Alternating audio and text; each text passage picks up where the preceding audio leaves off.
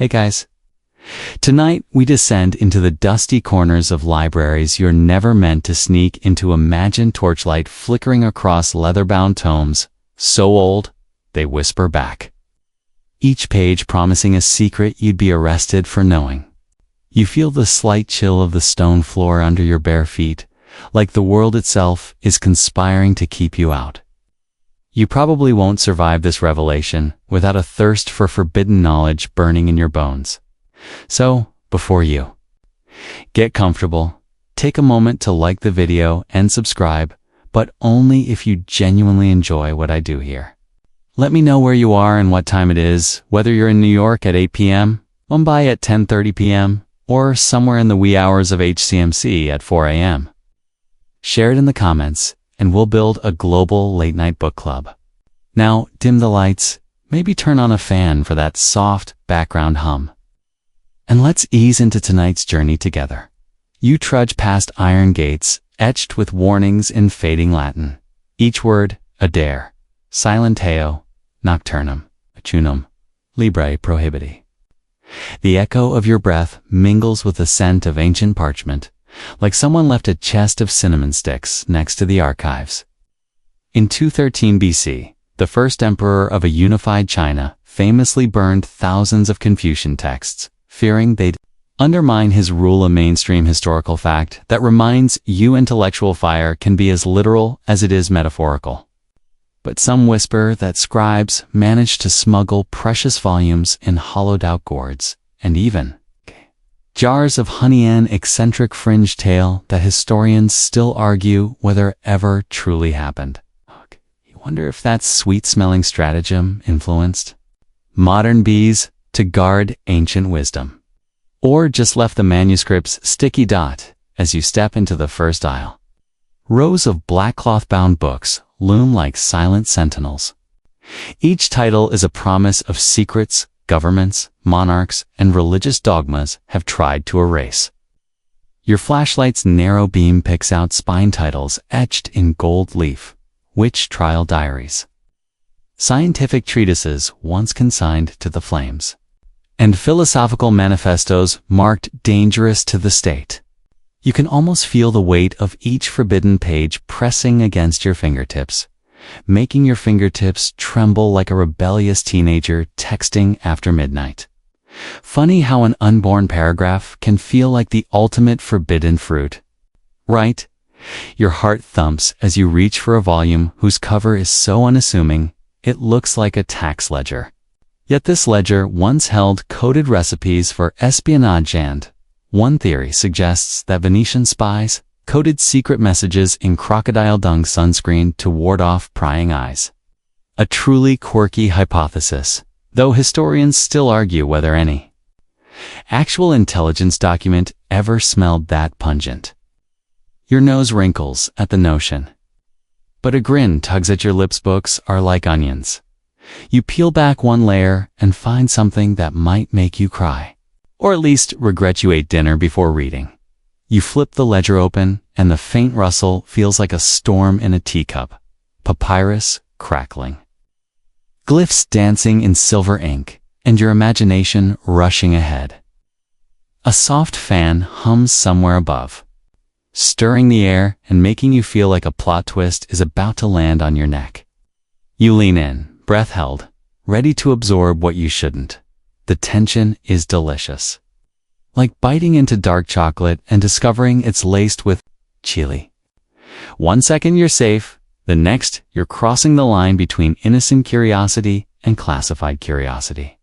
But hey, what's a midnight escapade without risking a little digital exile? You know this thrill runs deeper than just the tactile crackle. Over centuries, censorship has taken many shapes. In 1559, the Catholic Church published its first index of prohibited books, aiming to clip the wings of writers from Galileo to Machiavelli, a widely recognized effort to stifle disruptive ideas.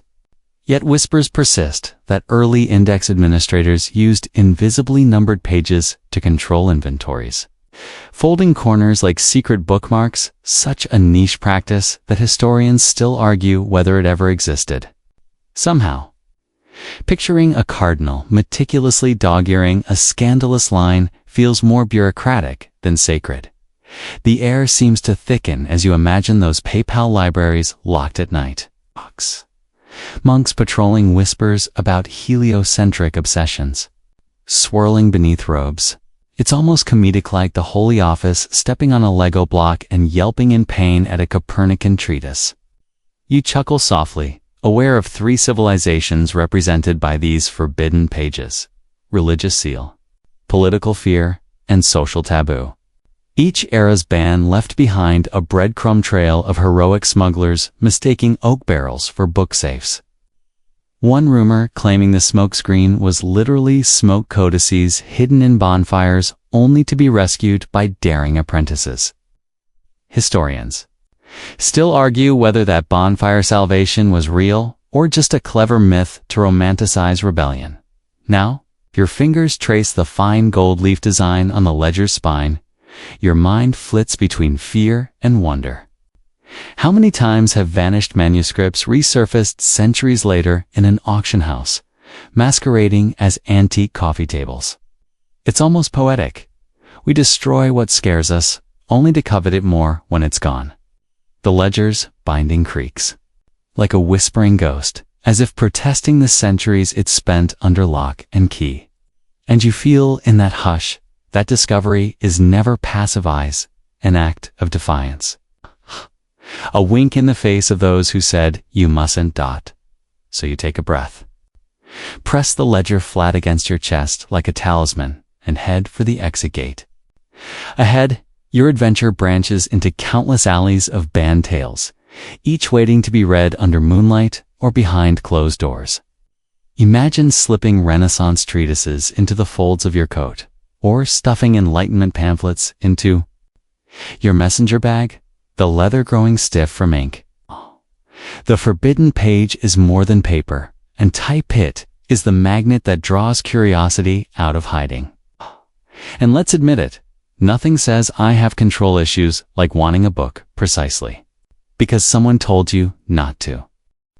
You step beyond the torchlit threshold of time and find yourself in 213 BC China, where the air is thick with the acrid temps of burning bamboo slips.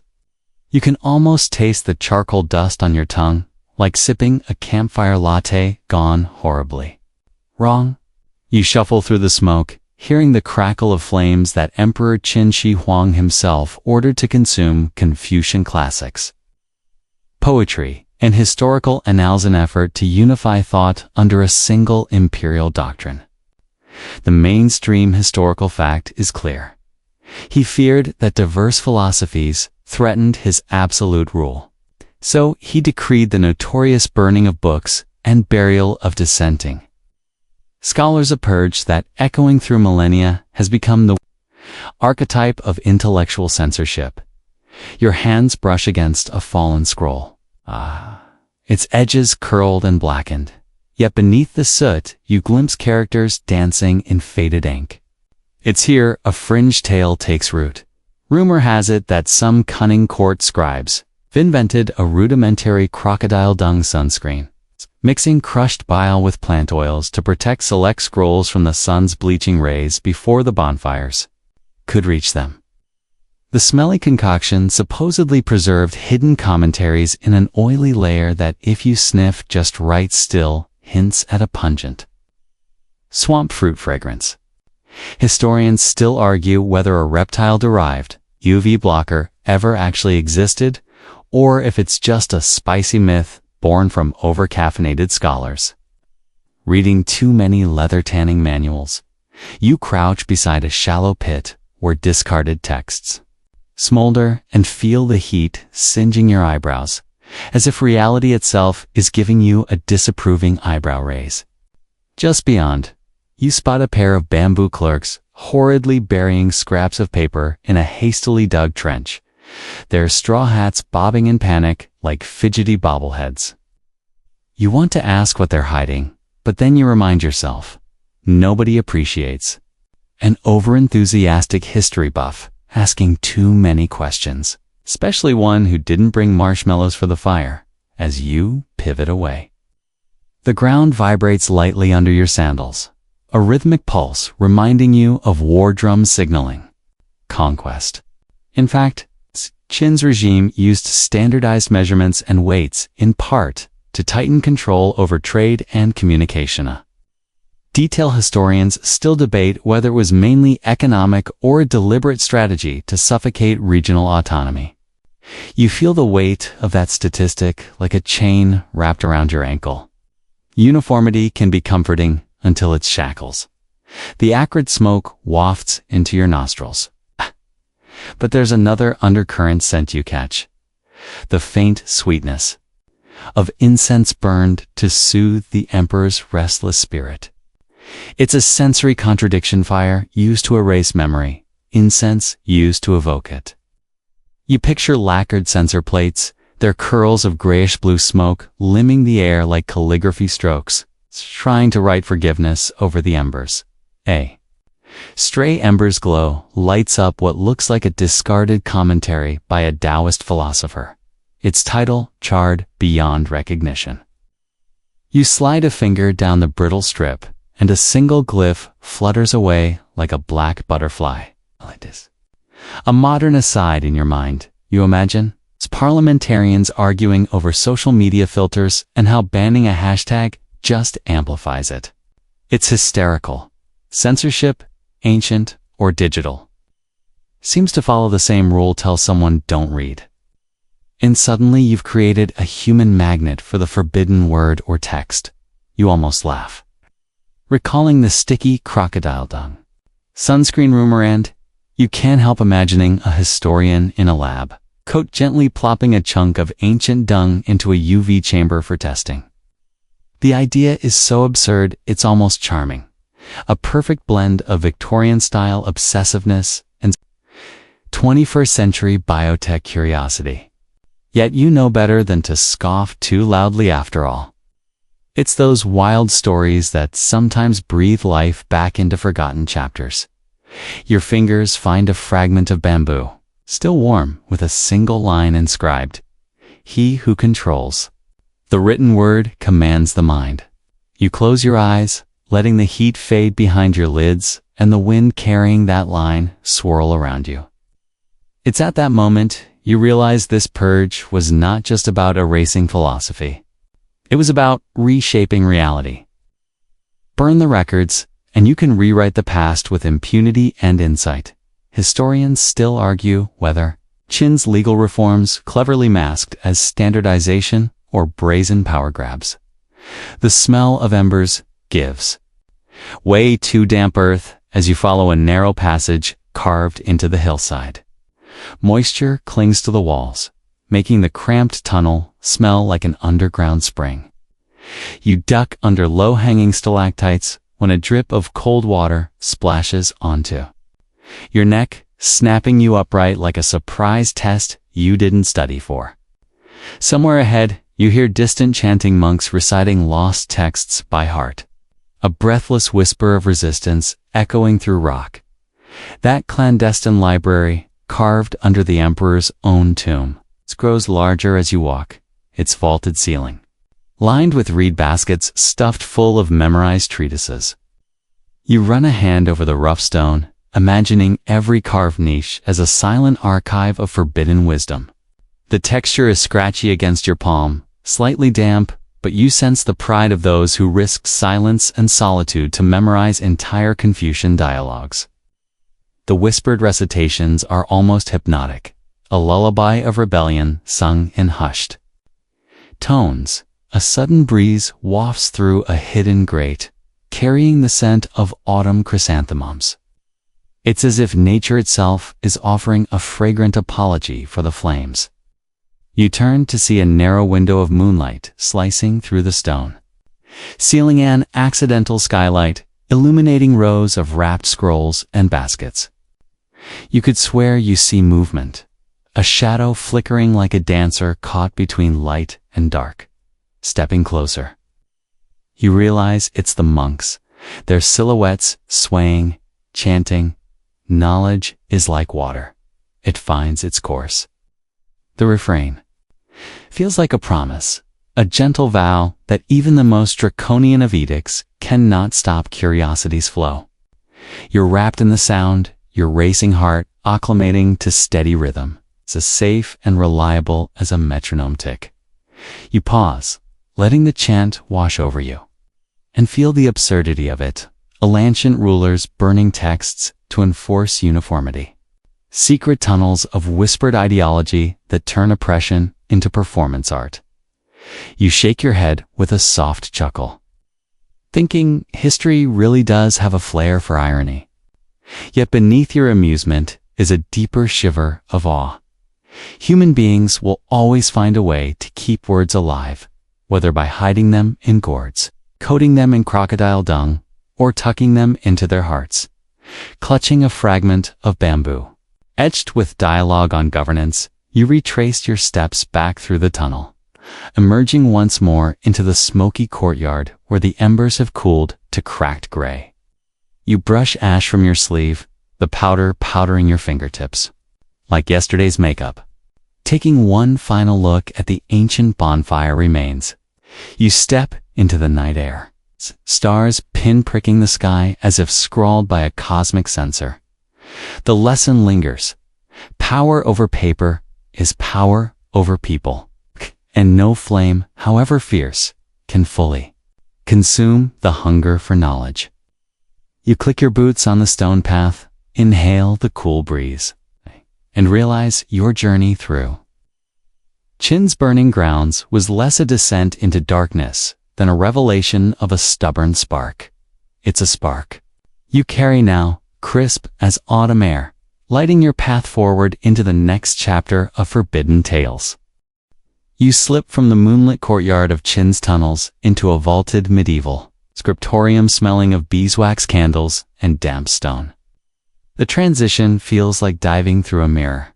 One moment you're under Chinese stars, the next you're in Europe circa 1229, where the Council of Toulouse decreed that only ordained priests could possess copies of the Bible. Mainstream historical fact that shows how tightly religious authorities could choke access to scripture. The waxy scent of melted tallow clings to your nostrils, lulling you into a sense of solemn hush, as if the air itself is on guard against words deemed too perilous for lay eyes. You move between long wooden tables, scarred by decades of knife point. Practice at marginalia, rows of half-finished manuscripts stacked neatly on shelves. Your fingertips graze the carved initials, and you feel the grain of oak beneath your skin. It's like reading a braille map of ecclesiastical power. Here, the ink still glistens slightly, suggesting it was applied only yesterday, though you know it's centuries old. The candles flicker, casting quivering shadows that seem to whisper, "Don't read that." That hush carries the weight of 1,000 burnings, inquisitions, and whispered trials in one corner. A monk hunched over a vellum page whispers the Lord's Prayer in a hush, so soft you'd think he's practicing ASMR. He wears earthen-toned robes so plain they might double as a medieval potato sack. But around his neck swings a tiny codex so small you could mistake it for a pocket watch. Fringe tails suggest some clerics hollowed out rosaries to smuggle. Fragmentary Gnostic gospels inside the kind of covert practice that would make any modern spy thrill at the thought of miniature scrolls tucked behind sacred beads. Historians still argue whether entire volumes ever really fit into prayer beads, or if that's just a monastic folktale spun after too many cups of congealed broth. You hear the faint scratch of quill on parchment, and your gaze lands on a half-finished illumination, an angel painted with wings so delicate they seem to flutter in candlelight. Beneath the angel, someone has scribbled a mocking limerick about local bishops, an irreverent flourish that could land its author at the stake. That tiny doodle feels like a wink from the past, a reminder that humor thrived even when orthodoxy reigned. You stifle a giggle, imagining that medieval rebels had to balance their subversion with prayer. Like a tightrope walker juggling Bibles and daggers, A sudden gust rattles stained glass windows high above, showering kaleidoscopic patterns across the stone floor. Colors, crimson, sapphire, emerald mingle like spilled skittles, and you almost expect someone to sweep them up. Instead, you shuffle toward a low wooden chest beneath a dusty lectern. Its iron lock is rusted, but the hinges squeak in protest. As you open it, inside lie a dozen forbidden texts, apocryphal gospels, treatises on free will, and philosophical dialogues condemned as heresy. You lift one, its spine cracked, and inhale the musty aroma that smells oddly like an old tennis ball. There's comfort in that mundane scent. Call back to your sweaty palms clutching chin's charred bamboo. You settle cross-legged on the cold flagstones. Opening the first codex, a text attributed to a 3rd century Christian mystic who claimed Jesus taught secret rites to a select few. The style is lyrical, almost hypnotic. But a redink marginal warning leaps out. Hearsay of the devil's deception. A goosebumps moment passes through you as you realize those words were penned by a censor who probably hadn't read past the first paragraph. You tap the page lightly, feeling the vellum's smooth resistance. And it's as sensual as buttered toast, warm, inviting yet utterly dangerous beyond the codex. You spot a parchment rolled up like a sleeping cat, tied with a ribbon made from red pomegranate peel. The legend goes that a witty anchoress used dyed fruit skin to bind her own translation of a banned apocalyptic vision, so that if she were discovered, guards would laugh at the kitchen scrap and move anan. Eccentric strategy historians still argue whether actually saved any manuscripts or was merely culinary bravado. You unfurl the scroll and trace the bold strokes of archaic script, your finger itching to follow each curve. Each hesitant flick of the scribe's hand as you read. The scriptorium's rafters creak, and you catch a glimpse of pigeon feathers drifting through an open skylight. Somewhere above, these birds once served as ink carriers, tiny feathered messengers tapped with quill marks and sent aloft, carrying verses deemed illicit. Sounds like a cartoonish fantasy, but try telling that to medieval postal regulations. You giggle, imagining a pigeon perched on a dean's shoulder, cooing, "Got your notes right here, Father," before fluttering off in explosive droppings. It's not exactly divine intervention. Your mind wanders to modern times. Algorithms now decide which tweets get buried, and social media giants play inquisitor on our digital scrolls. The parallels are so sharp they sting powerful entities shaping discourse by silencing or amplifying voices. Yet, antiquity's most determined scriveners replied by hiding texts in walls, burying them in gardens, and tattooing secret theologies across each other's skin. It's almost poetic justice. Whenever you think you've buried an idea, it miraculously sprouts back like a stubborn weed. Scholars still argue whether covert transmissions via tattoos ever surpassed the efficacy of hidden books. You rise to your knees, brushing parchment dust from your knees like it's yesterday's confetti, and look up at the choir gallery where carved gargoyles leer like skeptical bishops overseeing your heist. The gargoyles' mouths are open wide, as if mid-sneer, and you imagine them rattling off commentary. Is your morality in order, peasant? You smirk at the absurdity, those grotesque faces carved to ward off evil. Yet, they're the closest thing here to religious cheerleaders for censorship. Your attention drifts to a lectern draped in velvet, so red it could double as a royal cloak. Beneath it, you notice a stack of trial transcripts listing names of accused heretics, men and women whose words condemn them more swiftly than any sword. One entry catches your eye. A young nun burned for translating the Song of Solomon into the local dialect.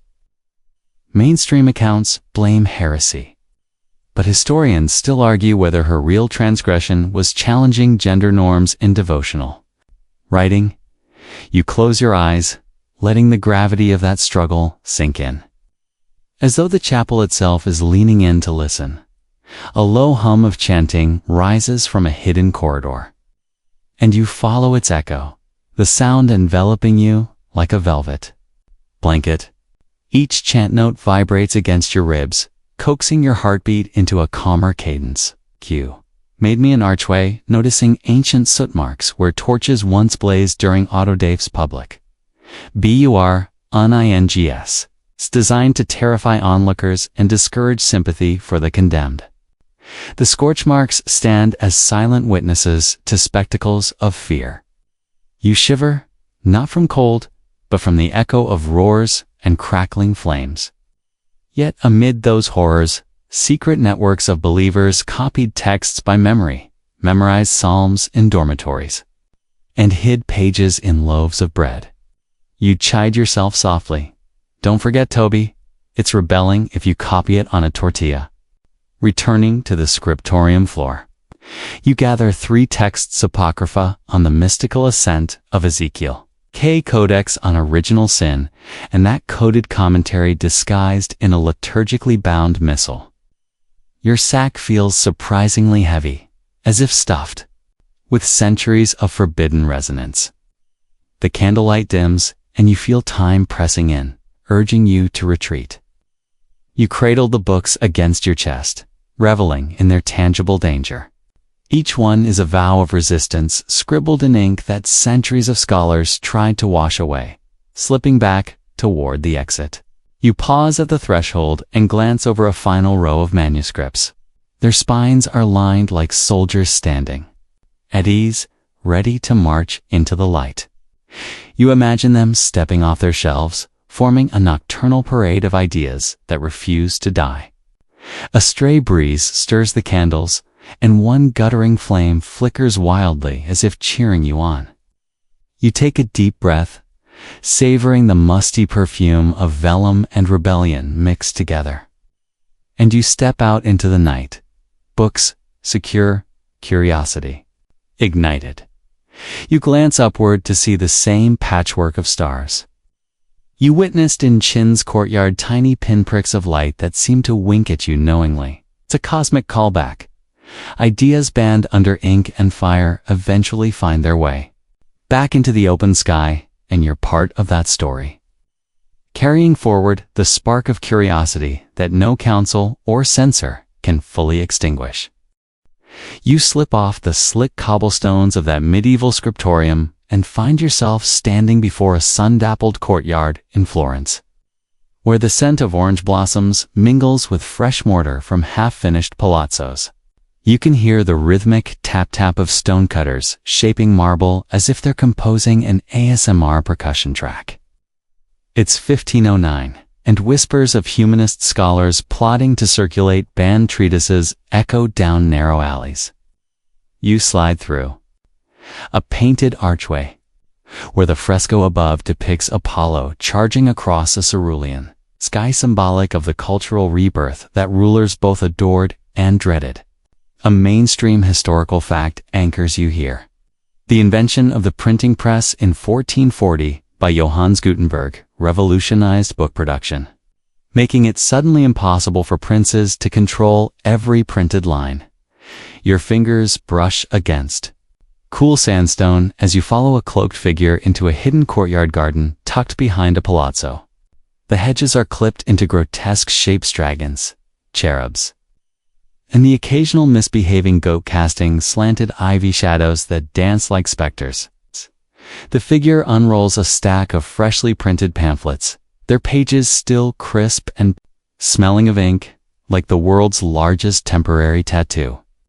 These pamphlets contain critiques of clerical corruption, translations of classical texts, and radical calls for religious reform works that would have drawn the ire of both the Medici and the Vatican. Historians still argue whether some of these underground presses were funded by exiled nobles seeking revenge or by entrepreneurial printers. Testing how far gossip could travel, a breeze stirs, carrying the heady aroma of lavender essential oils. A modern aside about artisanal farm-to-bottle distilleries. which you imagine would ruin the whole Renaissance vibe if someone pitched it as botanical wellness. You tuck your chin into your collar, savoring the moment's subversion. Around you, apprentices stitch pamphlets into hems of velvet cloaks, so that courtiers attending ducal balls could discreetly open the lining and pass out subversive verses between sips of Chianti. The idea is so cheeky you almost laugh out loud, picturing nobles doing the Macarena in their doublets with treatises in their bodices. But not every whisper of rebellion sailed smoothly on olive-scented breezes. A fringe rumor persists that Leonardo da Vinci's notebooks, brimming with anatomical sketches and speculations on flight, were almost sequestered in a bonfire set ablaze by an overzealous monk who believed the flying machines were works of the devil. The tale goes that a sympathetic guard, struck by the beauty of a Vitruvian man sketch, rescued pages by tucking them into his codpiece, a heroic act so bizarre it reads like a Renaissance.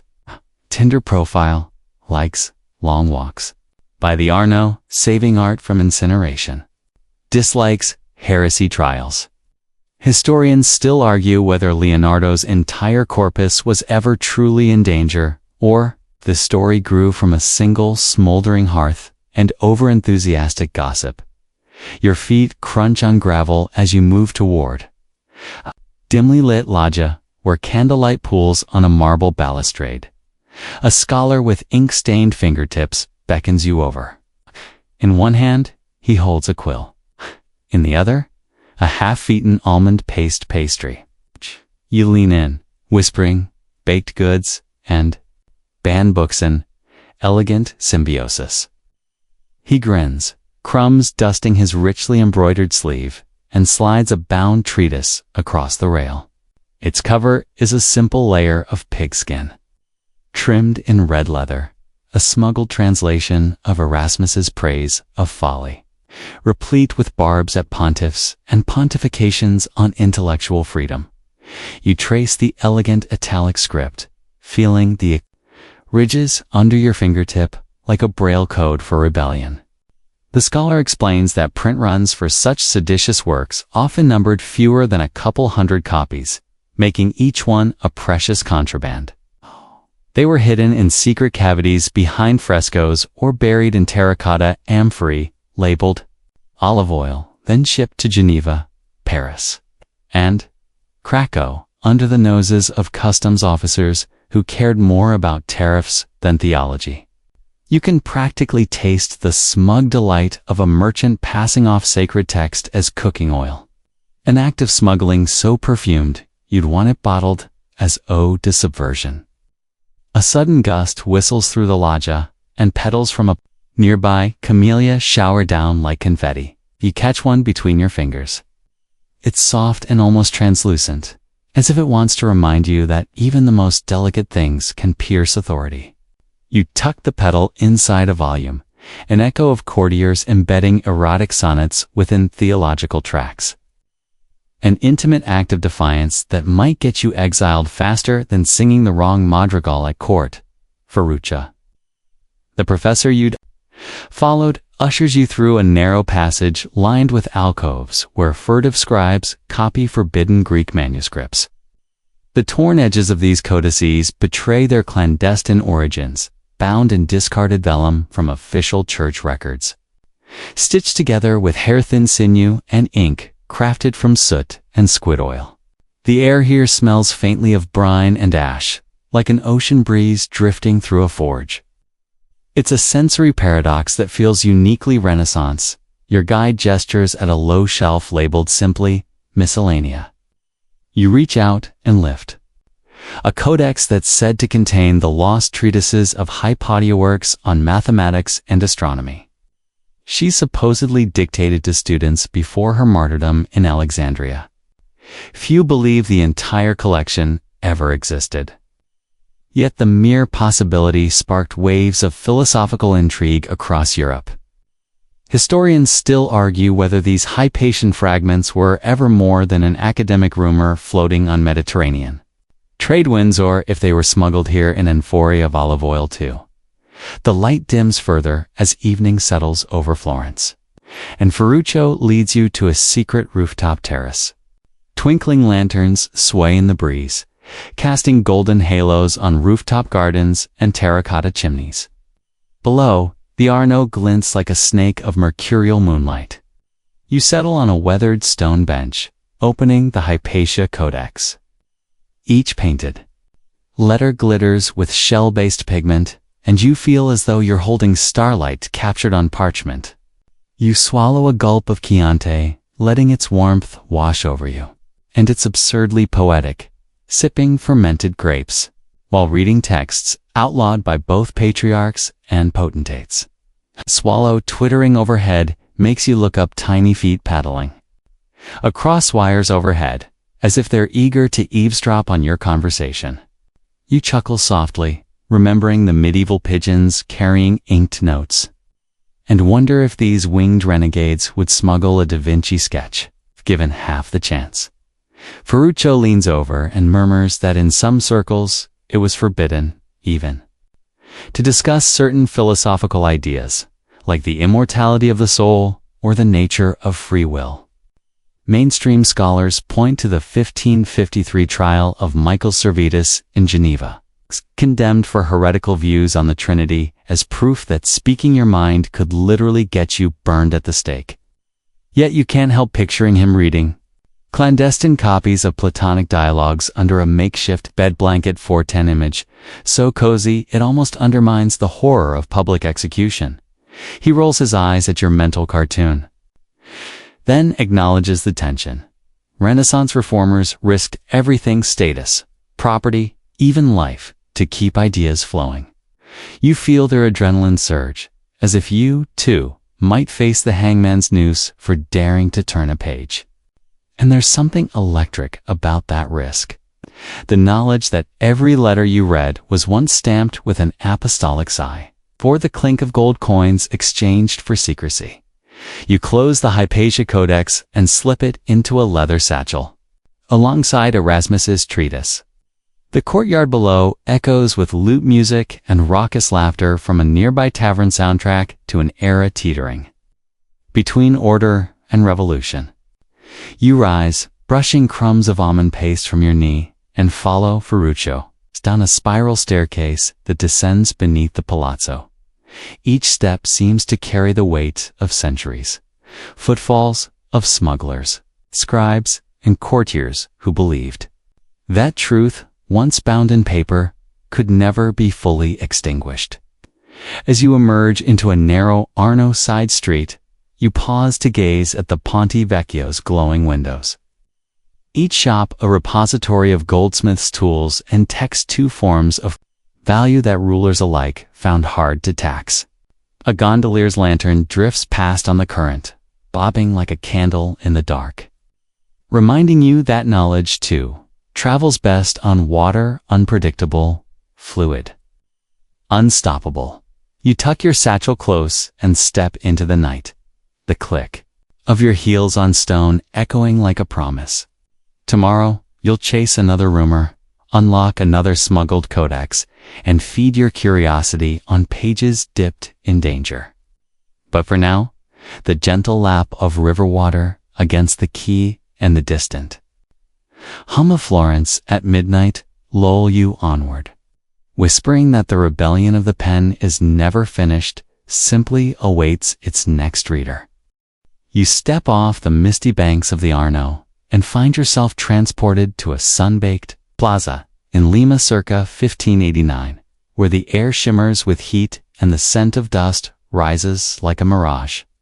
You're there the day colonists march through the city, with torches, intent on cleansing the heathen literature stored in Inca quipus, codices, and even local chronicles historical fact. Spanish officials under Viceroy Toledo systematically destroyed indigenous texts to suppress rebellion and enforce Catholic doctrine. The buzz of cicadas underlines the crackle of kindling, and you feel each vibration in your chest, as if the earth itself disapproves of this cultural purge. You follow barefoot librarians carrying leather satchels, their sandals kicking up ochre red dust like confetti at a macabre parade. They nod at you, eyes wide with panic. Before ducking into a narrow alley where a public well gurgles with water so black it looks like ink. Fringe whispers claim these guardians dunked precious volumes into that well, trusting subterranean darkness to shield volcanic codes from Spanish flames. Historians still argue whether the ink-black water corroded any fibers or simply preserved them for future divers bold enough to fish out forbidden wisdom. You can practically taste the iron Thames, like sipping a cup of coffee brewed in a rusty bucket. Pretty sure nobody survived that first gulp ungrimacing. The plaza's edge is lined with adobe walls, each brick warm against your palm, still humming with sun-soaked stories. You move closer to the central bonfire. Stacks of folded bark paper tomes, bound with agave fiber, blaze in orange tongues. Smoke swirls upward, mixing with church bells tolling in the distance, an odd duet of destruction and devotion. You inhale deeply and pick up a hint of burnt aloe, a paradoxical souvenir from sacred texts incinerated to punish heretical customs. The smell is so bizarre, it almost tickles your nose hairs, as if the Inca gods themselves sneaked aloe into the flames in one last irreverent jab. A young friar oversees the pyre, its robes stained with soot, like an amateur barbecue chef gone rogue. He holds a clipboard, checking off titles: Book of Chilam, Balamgan, Manuscript of Guamen, Pamagan. He nods to soldiers who toss each volume into the blaze. And you swallow a chuckle. Imagine revolutionaries meticulously logging which books they're burning, as if ordering supplies for a potluck. Yet, beneath the absurdity lies something chilling: meticulous record-keeping. Turned cultural genocide into administrative routine. You slip into an abandoned courtyard behind a corregidor's residence. The walls are plastered with royal decrees, ordering the eradication of superstitions. But some unknown rebel scrawled knowledge lives in red ochre beneath a crudely drawn condor. That graffiti buzzes in your mind like a rebellious ringtone, defiance etched in pigment despite the threat of scourge or stake. You trace the feathered outline, feeling the coarse grit of mud plaster under your fingertip, as if the wall itself pulses with suppressed stories. Under a gnarled mesquite tree, you discover a secret gathering. Quechua elders reciting epic poems from memory, their voices weaving through the warm air like silk ribbons. They chant in caland response, each line triggering applause from children perched on low branches. The practice is a mainstream historical factorial traditions preserved indigenous narratives long after codices perished, yet a fringe anecdote lingers that some elders used snail's slime to write microscript between stanzas. Tiny squiggles only readable through a drop of lemon juice and a magnifying glass. Historians still argue whether that slithery method truly existed or was a fanciful metaphor for the adaptability of oral culture. You settle against the tree's trunk, its rough bark rasping like a natural record player, and fast forward, a breeze picks up, rustling mesquite leaves and carrying the faint hum of Spanish cavalry horses clattering down a distant road. You close your eyes to focus on the elder's rhythmic chant, feeling each phoneme vibrate in your chest as though your ribcage is a drum. The sound is strangely soothing. A reminder that no pyre's heat can consume every syllable passed from lip to eager ear. A sudden clatter diverts your attention. A group of scribes in tattered ponchos, carting charred book fragments in woven baskets. They tip them into a shallow stream trickling at the plaza's edge, watching vellum bits drift downstream like ghostly lily petals. One scribe jokes in Quechua about turning the fragments into fish bait. If the trout can't read, let them at least taste history. You laugh softly, picturing trout with literary aspirations, which lightens your chest even as your heart aches for the lost narratives. You follow the stream to a hidden cove, beneath a stone bridge where water trickling sounds like a lullaby. Here, The scribes untie haste-bound bundles of recovered pages, laying each fragment on mossy stones to dry. The moss is soft beneath your fingers, smothery like wet velvet. And you can't resist pressing a page against it, imagining the fibers gluing themselves to nature's archive. You smell a faint earthiness. A blend of damp stone and decaying leaves, a grounding scent that makes you feel part of this living ritual of preservation. As the sun dips lower, the friar from the plaza reappears, striding along the bank in rigid clerical robes. He pauses at the cove's entrance, eyes narrowing as he sees the pages laid out. You hold your breath, expecting an order to destroy. Instead, he lifts his heavy cassock and reveals his own stash. Scrolls smuggled from Jesuit colleges in Mexico, critiques of encomienda labor, and clandestine translations of banned political pamphlets. Fringe rumors say these scrolls were hidden in hollowed-out cacao beans, sticky business. Considering how soaked in chocolate flavor the insides turned, historians still argue whether cacao concealment was widespread or just a sweet rumor meant to lure gullible treasure hunters. He nods at you with a rueful grin, as if to say, "Surprise, I'm on your side." You both kneel beside the stream, swapping pages in a silent pact of solidarity. The friar's fingers are stained brown from PayPal ink and chocolate-tan unholy blend that seems oddly comforting. You realize then that colonial library burnings were never absolute.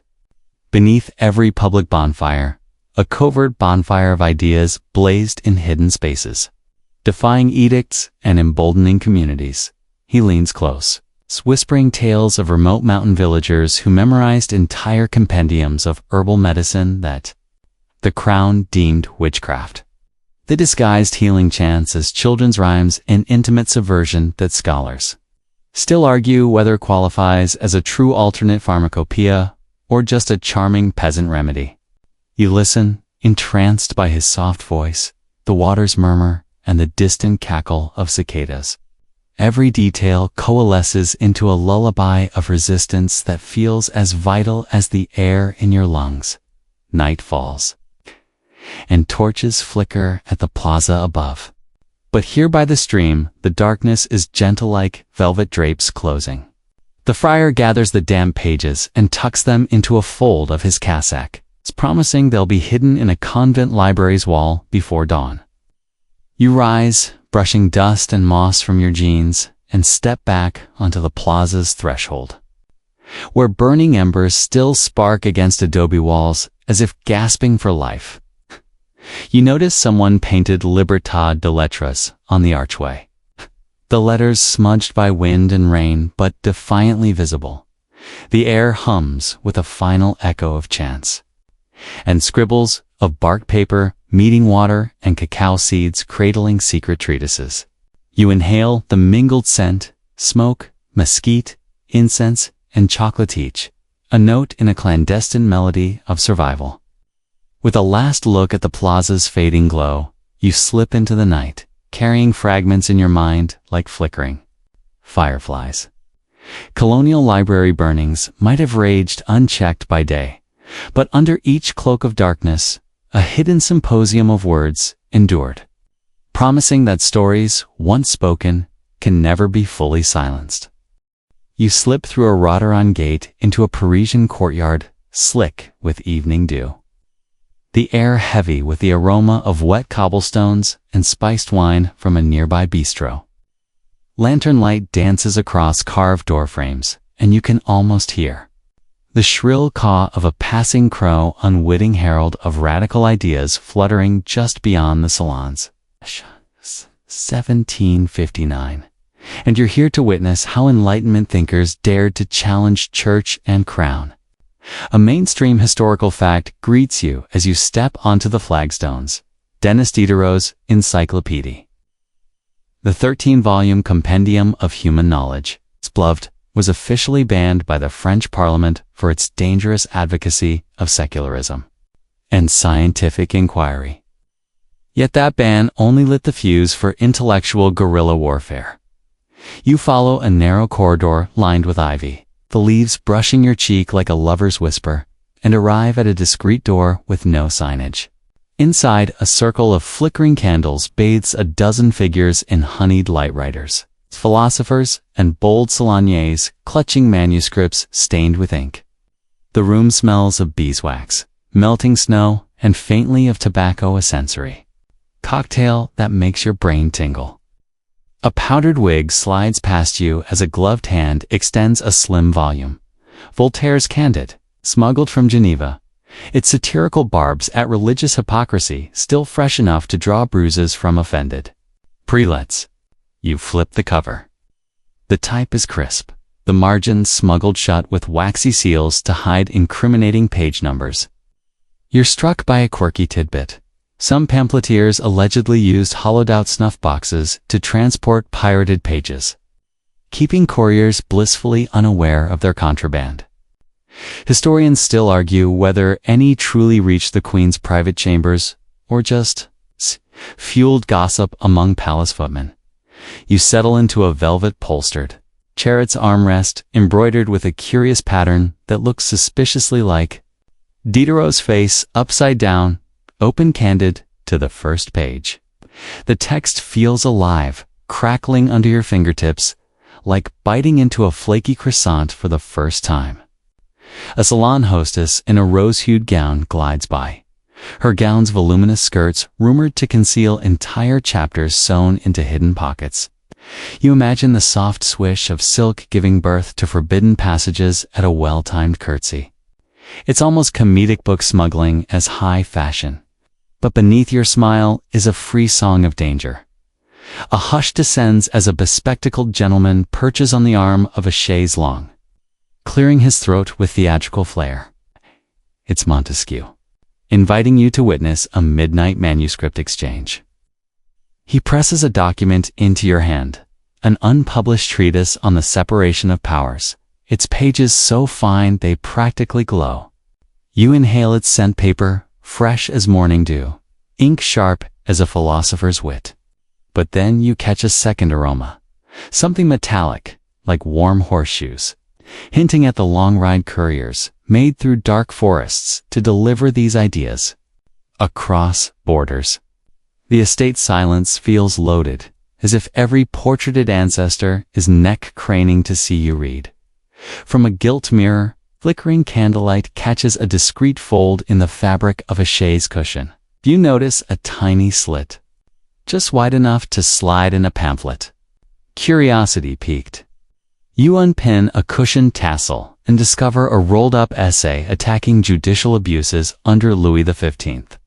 A quick glance reveals the essay was printed in Amsterdam, where printers enjoyed relatively greater freedom.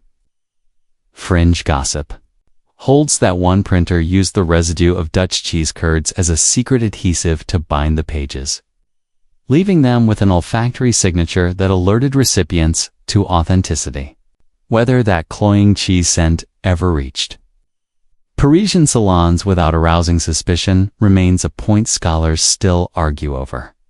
You stand and cross the room, ducking under a decorative arch draped with wisteria petals that smell like sugared violets. Beyond it, a small folding table hosts a clandestine printing presides, iron platen gleaming under candle glow. A genial printer, his hands stained indigo from ink, demonstrates how he uses portable presses hidden in carriage trunks to print clandestine editions of Rousseau's Social Contract. You watch as the press hisses and clunks, pages emerging in rhythmic bursts, each one a small thunderclap against censorship. The scent of damp metal and ink smudges envelops you like a chewy nougat, sweet and gritty at once. You pick up a freshly printed sheet and run your finger along the engraved lines. The tactile thrill is electric, like tracing the grooves of a vinyl record. You think of the public burnings back in Paris, the dramatic spectacles where authorities torched these same sheets, tossing them into flames with triumphant clerical chants. Yet you also recall how spectators secretly pocketed smoldering fragments, hidden them in stovepipes, and later reconstructed entire texts from charred bits. It's a survival strategy that feels like civilization's ultimate jigsaw puzzle. Historians still argue whether these reconstructed works ever matched the originals or emerged as rebellious reinterpretations of Enlightenment purity. A sudden gust of wind rattles the paper lanterns, blowing petals down like pastel snow. You glance upward and imagine pigeons once used to ferry anti-censorship essays across city walls, their feathers dusted with powdered ink. Okay, it sounds ridiculous, birds forging passports. But the practice was real enough that some magistrates issued edicts against literary avian trafficking. You grin at the thought of law-abiding citizens chasing pigeons with nets to prevent a poetic revolution in the skies.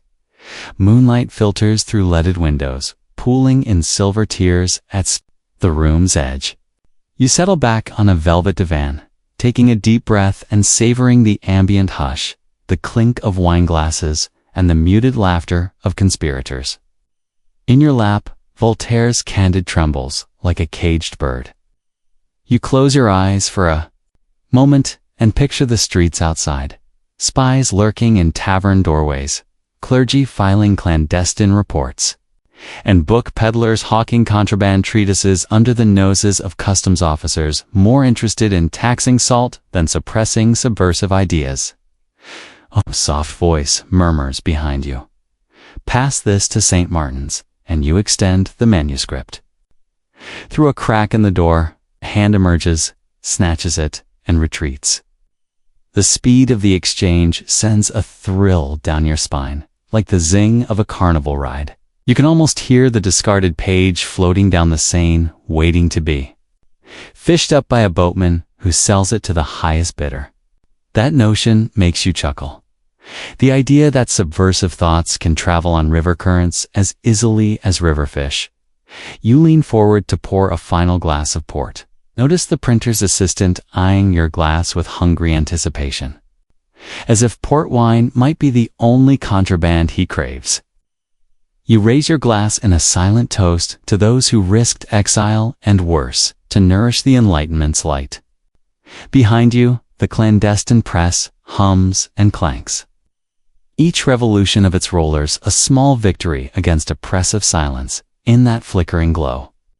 You feel the electric pulse of ideas born in hushed salons, whipped into shape by ink, paper, and daring minds. The conversation here revolved around human rights, legal reform, the very nature of human understanding topics so explosive they could level thrones. And yet, like a suppressed symphony, they found their way into pamphlets, letters, and marginalia carried in powdered wigs, stuffed into snuff boxes, and tattooed according to one biographer on the inside of a Madame de Pompadour's fan. Historians still argue whether that last detail is fact or flattery. You take one last sip, the port's rich sweetness warming your chest, and slide Voltaire's Candide into the fold of your cloak. Your footsteps, tapping on the parquet floor, sound like a secret code as you exit into the night. The courtyard's lanterns sway overhead as if waving a conspiratorial farewell. You inhaled the cool air, scented faintly with lilac and revolution, and realize that Enlightenment's dangerous. Ideas continue to flicker in hidden corners waiting for the next reader brave enough to shine a lantern on them.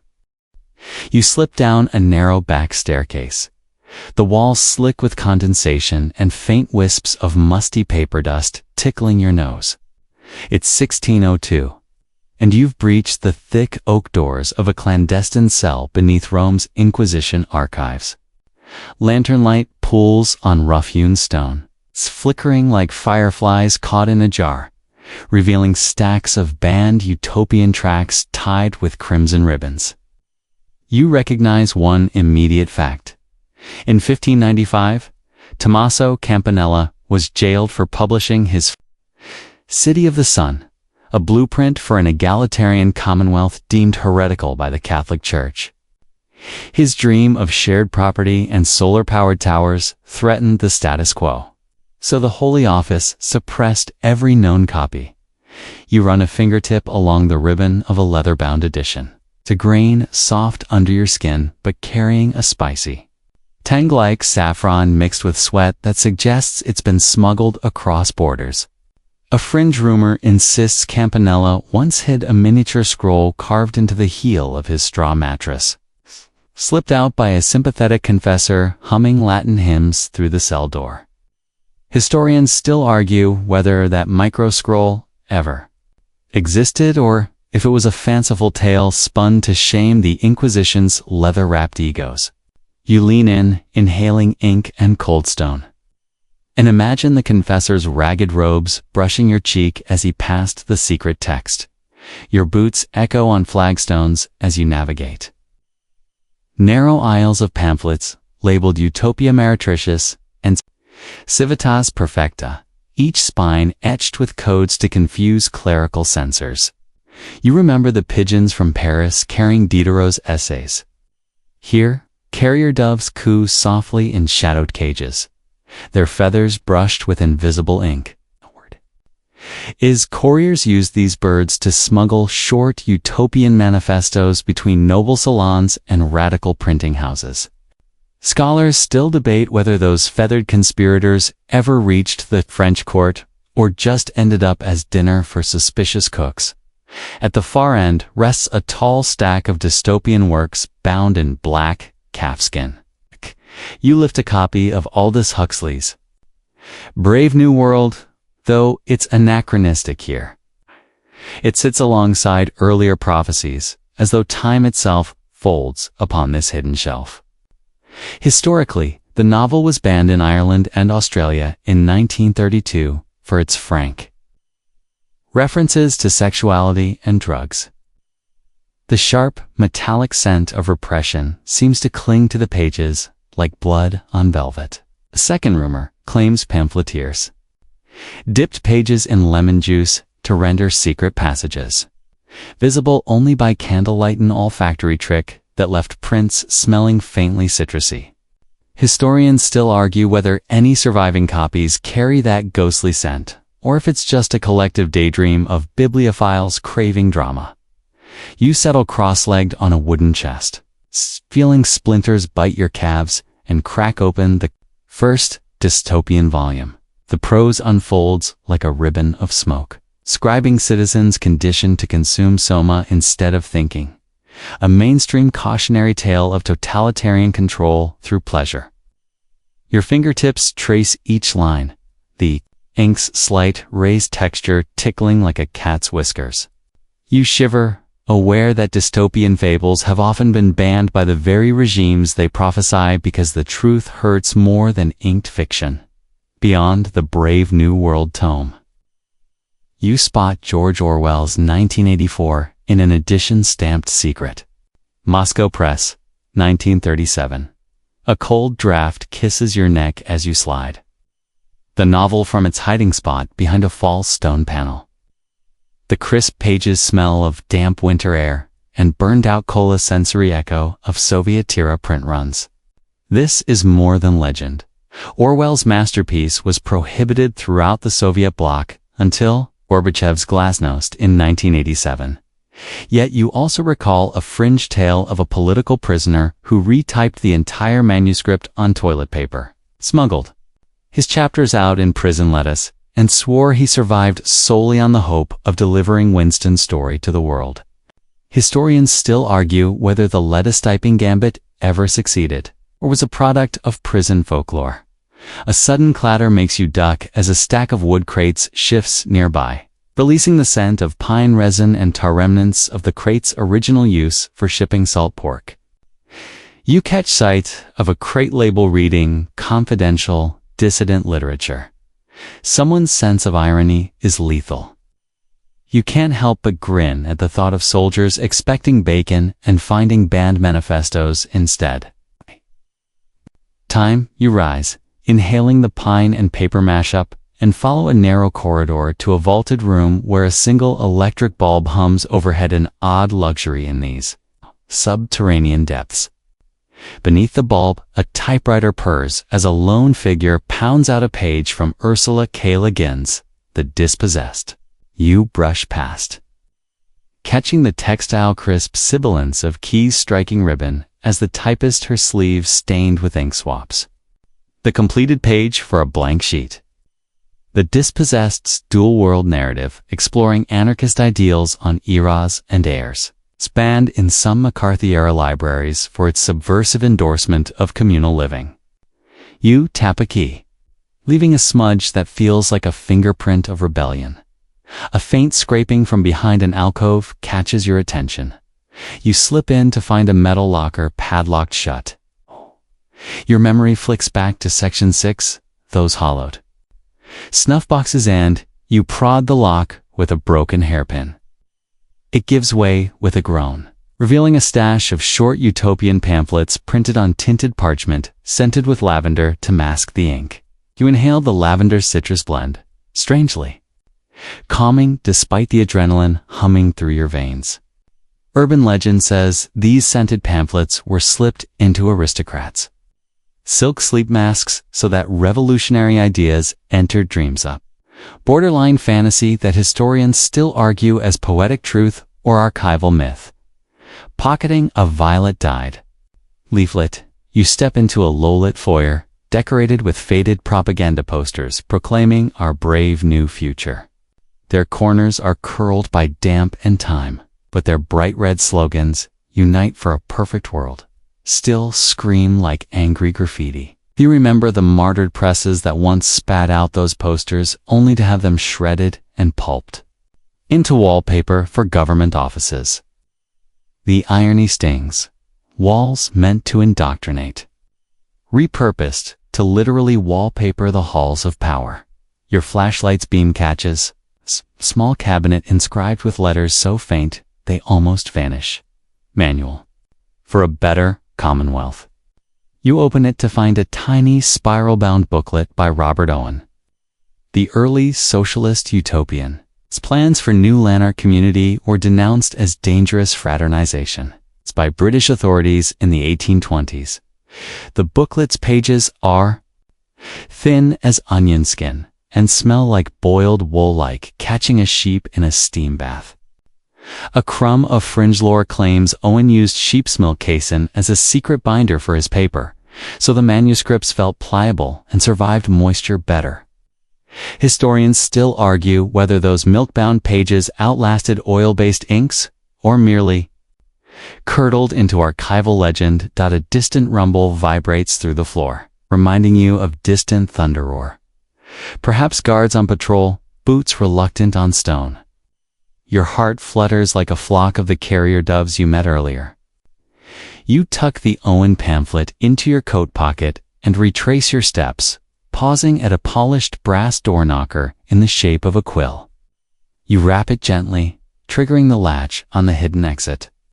The door swings open to a quiet courtyard where night-blooming jasmine releases tendrils of sweetness into the cool air. A breeze carries moonlight across the cobblestones, illuminating a single white dove perched on a low wall-year feathered courier, waiting to lead you out. You hold out the violet leaflet, and it hops forward, folding itself in your palm like a conspirator. You smile, remembering those French salonières and their secret pigeon presses, and marvel that these gentle birds remain the most reliable postal service for forbidden texts across centuries. You step beyond the courtyard's arch, jasmine scent clinging to your clothing, and into the night.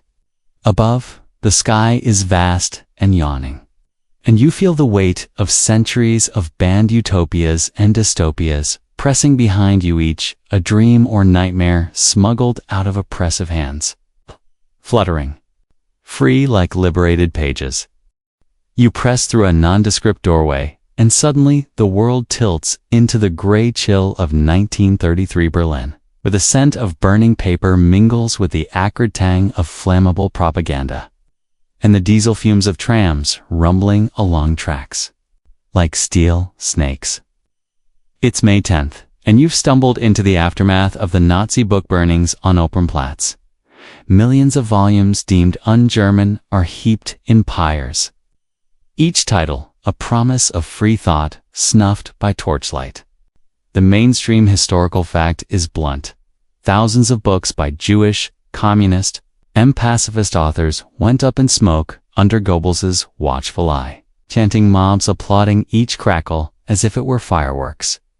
You step closer to the bonfire's edge, feeling waves of heat brush your cheeks like an unwelcome summer breeze. Ash drifts down in ghostly snowflakes, coating your hair with chalky powder. Somewhere behind you, a tram bell clangs, hammering through the smoke and masking the distant wails of owners mourning lost libraries. The sulphurous air makes your throat tickle, and you cough a dry, rattling cough that feels like you've swallowed a library card whole. But amid the chaos, fringe rumor flutters through the crowd that some daring librarians climbed onto. Passing trams, perched on roofs like birds of prey, carrying wrapped scrolls and diaries in waterproof tarpaulins. They'd ride the network through the city under cover of early dusk, slipping off only when no one was watching to stash forbidden volumes in hollow tram seats. Historians still argue whether any of those rooftop dispatches reached asylum across the German border, or if the librarians simply landed in jail for trespassing on public transit. You hear the loudspeaker crackle overhead, a tremor-laced voice, reading yet another decree about undesirable literature. The sound echoes off damp cobblestones and iron lampposts, reverberating like a military drum roll. Your boots click on the metal tram tracks, and sparks jump underfoot with each step, as if the rails themselves rebel against the weight of censorship. The air smells faintly of baked pretzels, someone's concession. Its cart left behind mixing comfortingly with the gunmetal stench. A uniformed officer strides past, its truncheon swinging, face set in grim lines. You feel his stare like a laser beam, burning through the back of your skull, urging you to disappear. Yet your curiosity tugs you forward, deeper into a hidden courtyard where a battered bicycle leans against a soot-stained wall. Bundled to its handlebars is a stack of rescued books, tied with scavenged radio wire. The sight is so absurd. Imagine someone peddling banned tomes downhill at dawn that you crack a grin, can almost hear the officer shouting, "Stop, that bibliophile bike courier." The whisper of pages shifting draws you toward a cellar entrance marked "Not an Archive." You descend narrow steps that smell of damp concrete and mold, each footfall resonating with hollow desperation. At the bottom, torches flicker against graffiti-scarred walls, proclaiming books will return. Ink and brick dust mingle on your fingertips as you follow a figure in a battered fedora toward a single bare bulb swinging overhead. A long table stretches beneath it, covered in neat piles of rescued volumes, Einstein's papers, Thomas Mann's manuscripts, and clandestine prints of Marx's Das Kapital. These works survived despite official ban Steinstein's Jewish identity, rendering his physics degenerate. Mann's pacifism labeled unpatriotic, and Marx's critique of capitalism denounced as subversive. Yet you notice a second aroma under the musk of parchment, something sweet like caramelized onions. A librarian is pan-frying onions on a tiny camp stove, claiming their scent masks the telltale smell of ink to thwart canine units trained to sniff out printed materials. Historians still debate whether onion fumes ever saved a single volume or just gave guards nasty stomach aches. The low hum of a scratched gramophone fills the cellar, looping a somber folk tune. You settle on a wooden crate beside a pale-haired custodian wearing grease-stained gloves. She offers you a steaming mug of herb-infused TN odd luxury amid racks of musty tomes. The tea tastes of time and resilience, warming your insides, like a whispered promise that freedom always finds its way back. You lift a fragile edition of Sigmund Freud's works banned as Jewish pseudoscience, its spine cracked like the veneer of civilized discourse. The pages crackle softly under your touch, reminding you of brittle autumn leaves underfoot. As you turn to a marked passage on the unconscious mind, you sense the thrill of ideas too bold to be confined. You breathe in the tea's herbaceous depth again, trying to merge serenity with rebellion in one effortless gulp in a far corner. You spot a battered radio, bleeding forbidden jazz through a broken speaker. Louis Armstrong's trumpet braying like a wild goose at dawn. The regime loathed jazz as decadent American noise, yet underground clubs and secret listening rooms kept it alive. A rumor persists that jazz aficionados hid swing records inside concrete, cornerstones of new housing blocks, sonic time capsule waiting for liberation. Scholars still argue whether any records ever surfaced intact after demolition or if they dissolved into the mortar. You tuck the Freud volume under your arm and follow the custodian through a crooked tunnel lit by dim emergency lamps. The path smells of wet stone and crude oil from a dripped lantern. You emerge in a frostbitten courtyard where snowflakes swirl like confetti around a silent statue of Gutenberg rendered in ice. The crisp winter air nips at your ears, making your breath visible as billows of smoke against the night sky, beyond a barbed wire fence. You glimpse the colossal Reichstag, its windows dark and brooding. Yet on one ledge, a single book rests, a battered copy of Thomas Paine's Common Sense left as a dare by an unknown rebel. It teeters on the edge, pages fluttering in the wind like a reluctant flag. You step closer, hair frost-kissed, and slide, your fingers beneath its cover, lifting it free with the care of a bomb disposal technician. Your pulse races as you carry the volume back through the corridors, adrenaline mixing with the chill. You pass a barred window where a young scholar presses his nose against the glass, eyes wide as moons. You press the Paine book gently into his palms, seeing surprise and awe flicker across his face. That passing of forbidden ideas embodies the era's paradox. Totalitarian regimes could burn stacks of books, but they couldn't burn curiosity as you retrace your steps to the street.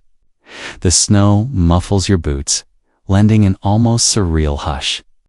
The tram rails glisten under the street lamps. And you imagine the librarians still perched atop passing cars, sneaking one last dispatch to safety. The night air tastes of burnt embers and fresh snowfall, a sensory cocktail that lingers on your tongue like a challenge. You look up to see a lone crow perched high on a utility pole, watching you with a beady eye as if guarding the city's secrets. You nod at the bird, acknowledging a silent pact. Wherever there's fire to destroy words, there will be those brave enough to snatch them from the flames. You pull your coat tighter, breath steaming, and melt into the Berlin night, clutching Freud and Paine as your badges of defiance. You find yourself slipping into a fluorescent-lit corridor lined with lockers in a small-town American high school. The air thick with the scent of chalk dust, cafeteria pizza, and half-forgotten perfume sprays. The echo of your footsteps on vinyl tile feels oddly conspiratorial, as if the building itself is whispering, "Don't read that book." Here, in the mid-20th century onward, schools across the U.S. have been battlegrounds for moral panic, from Mark Twain's Adventures of Huckleberry Finn to Toni Morrison's The Bluest Eye. Administrators have banned classics that made grown-ups clutch their pearls. A mainstream historical fact: Harper Lee's To Kill a Mockingbird was first challenged in 1966 by parents upset over racial slurs and depictions of rape, culminating in school board hearings that sparked nationwide debate over free speech and literary merit. Your fingertips graze the chipped paint on a locker door as you imagine students nervously ripping chapters out of books and stuffing them into their backpacks. This tactile rebellion echoes a fringe rumor that some rebellious teens smuggled pages inside their cassette players. taping forbidden paragraphs under the plastic casing so they could sneak in illicit bedtime reading between. Mixtape rewinds. Historians still argue whether any of those hidden passages survived the Walkman spools or got shredded by tangled tape away. The ingenuity of teenage contraband warrants its own footnote in the annals of resourcefulness. You round. A corner and pass a display case where dust-truffled copies of George Orwell's 1984 sit alongside a battered edition of Kurt Vonnegut's Slaughterhouse-Five. Both novels have been individually banned in various districts for mature themes, including violence, profanity, and critiques of authority. A teacher's voice drifts down the hall, warning, "Those books will corrupt the youth faster." Then a single-ply tissue in a sneeze. You can practically taste the acrylic paint and institutional cleaning agents. Smell is so antiseptic, it feels like swallowing a disinfectant marshmallow. A sudden clatter stops you in your tracks. A student's locker bursts open, sending spiral notebooks and textbooks skidding across the floor. One textbook is George Eliot's Middlemarch. Once challenged for promoting atheism in 1957 Kansas. Classroom's a case that quietly fizzled out, but left librarians wary of any slim paperback without a Bible verse. You crouch to help the scatter of papers, its bureaucratic margins etched with teacher comments like inappropriate for grade 10. And notice a penciled note in the margin. Would this pass the PTA? This pencil graffiti cracks you up. It's the idea of a parental-teacher association devising literary litmus tests feels as absurd as serving broccoli at a donut party. Up ahead, a teacher's lounge window reveals administrators exchanging reports titled Prohibited Reads. Each list shinier and longer than the last. Today's favorites include Morrison's The Bluest Eye, banned for sexual content and negative portrayal of white people, and J.K. Rowling's Harry Potter series, banned in some districts since 1999 for its depiction of witchcraft. You imagine librarians wearing utility belts, bristling with approved and restricted stamps, ready to brand any novel with a single swipe-like culinary judge's stamping. It's casseroles with acceptable or stay away from the moldy edge. You follow a sloshing hallway to the library, where overhead lights hum in a hypnotic drone. The air smells of musty paper and synthetic carpet, comforting in a twisted way, like a hug from an inflatable recliner. On a cart labeled Seized Materials, you spot battered copies of Judy Blume's Are You There, God? It's Me, Margaret, removed for frank discussions of puberty, and John Steinbeck's Of Mice and Men, yanked for profanity and violence since the 1950s. The librarian, her cardigan smelling faintly of lavender sachets, slides these books onto a rolling cart that vanishes behind a locked panel. A quick aside, fringe advice pamphlets found in teacher lounges once suggested coding banned books, spines with mustard to ward off nosy hands, and honor system deterrent. Nobody could keep up for more than a period or two. Historians still argue whether mustard diplomacy ever worked or just resulted in students stealing more napkins. You settle at a study carrel, the fake wood desktop cold beneath your palms. In front of you sits a copy of Maya Angelou's I Know Why the Caged Bird Sings Band, and unbanned in cycles since its 1970 release over profanity and sexual content. You inhale the scent of ink-laden pages and wheeze from the cough of a distant janitor's vacuum. It's almost poetic that cleaning machines roar louder than school boards when it comes to clearing intellectual dust. A group of students tiptoe past, carrying a copy of Sherman Alexie's The Absolutely True Diary of a Part-Time Indian. They pass it discreetly, like a secret torch of defiance. One kid quips, "This is hotter than the cafeteria's Mystery Meat Mondays," and you can't help but grin. Censorship and midweek lunch specials both inspire equal levels of dread. Each hushed exchange reminds you that when books are banned, they gain a halo of forbidden, a lure that no school board can erase. You reach into your bag and pull out a crumpled sheet listing. Recent challenges. Catcher in the Rye for sexual content. The Diary of Anne Frank, questioned for its candid portrayal of adolescence. And even John Knowles is a separate piece challenged for glorifying suicide. You tick each title off, feeling the weight of 100 contested narratives. It's a bulletin board of panic, each thumbtack, a heated PTA meeting, or a community uproar. You sip a gulp of lukewarm water from your flask and imagine PTA members, armed with clipboards, astounded that a simple novel could inspire more controversy than a senior prank painted on the football field. You stand and wander toward a shelf labeled Arguments Over Literacy, where educational journals and court decisions gather dust.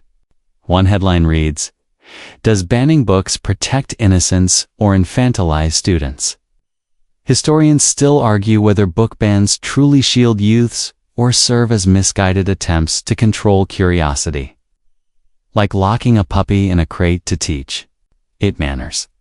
You rub your hand along the shelf's ledge, feeling the coarse grit of neglect, knowledge deferred, not destroyed.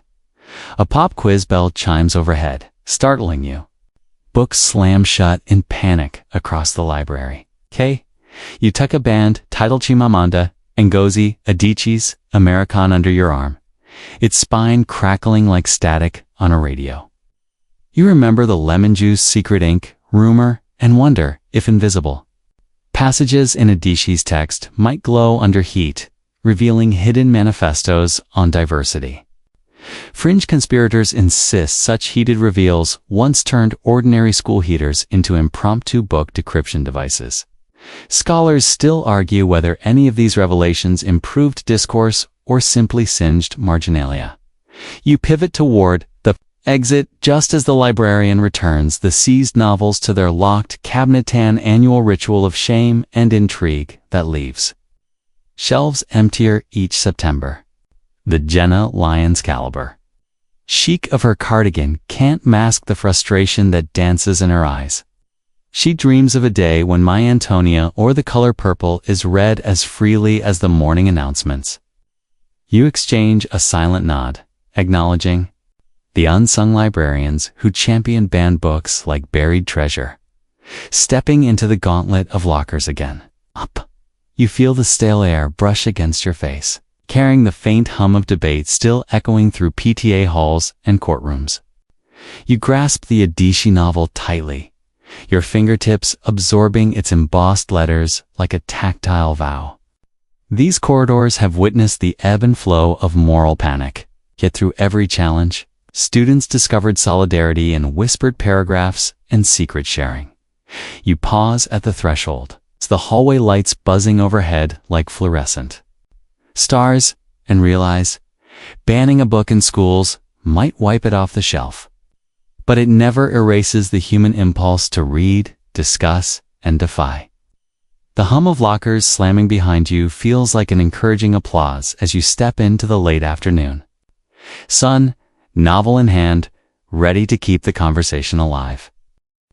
You glide into the graphic novel alcove of a public library, where the air smells of fresh print, popcorn from the nearby cafe, and that faint temps of plastic from laminated covers. Fluorescent bulbs hum overhead, humming like distant hovercraft. And your fingertips slide over glossy spines embossed with bold titles. Mouse, Persepolis, Watchman. Each cover's lacquer feels cool and slick under your touch, like the shell of a new car you're not allowed to drive. You can almost taste the anticipation, like unwrapping candy-coated chocolates.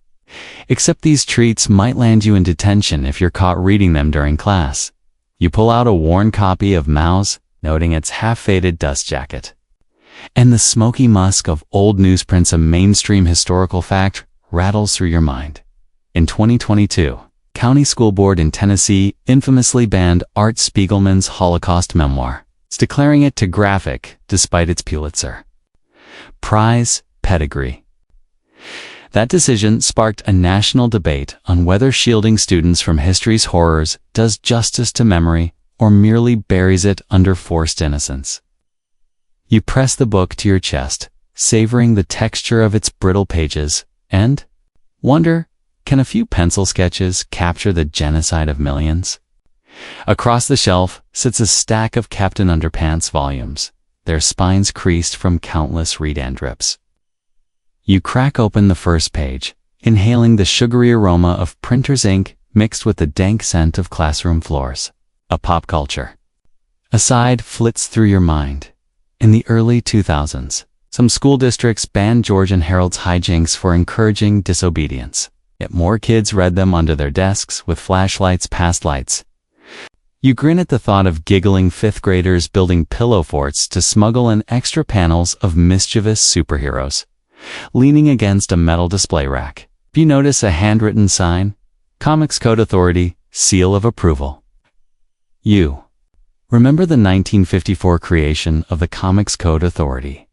Born out of Senate hearings, sparked by Frederick Wertham's seduction of the innocent tan era when parents blamed comics for juvenile delinquency. Mainstream publishers appended every gruesome panel and excised every kiss deemed too steamy before that CCA seal could adorn the cover. Yet the over-polishing fueled underground presses and fanzine cultures that thrived in basements and back alleys.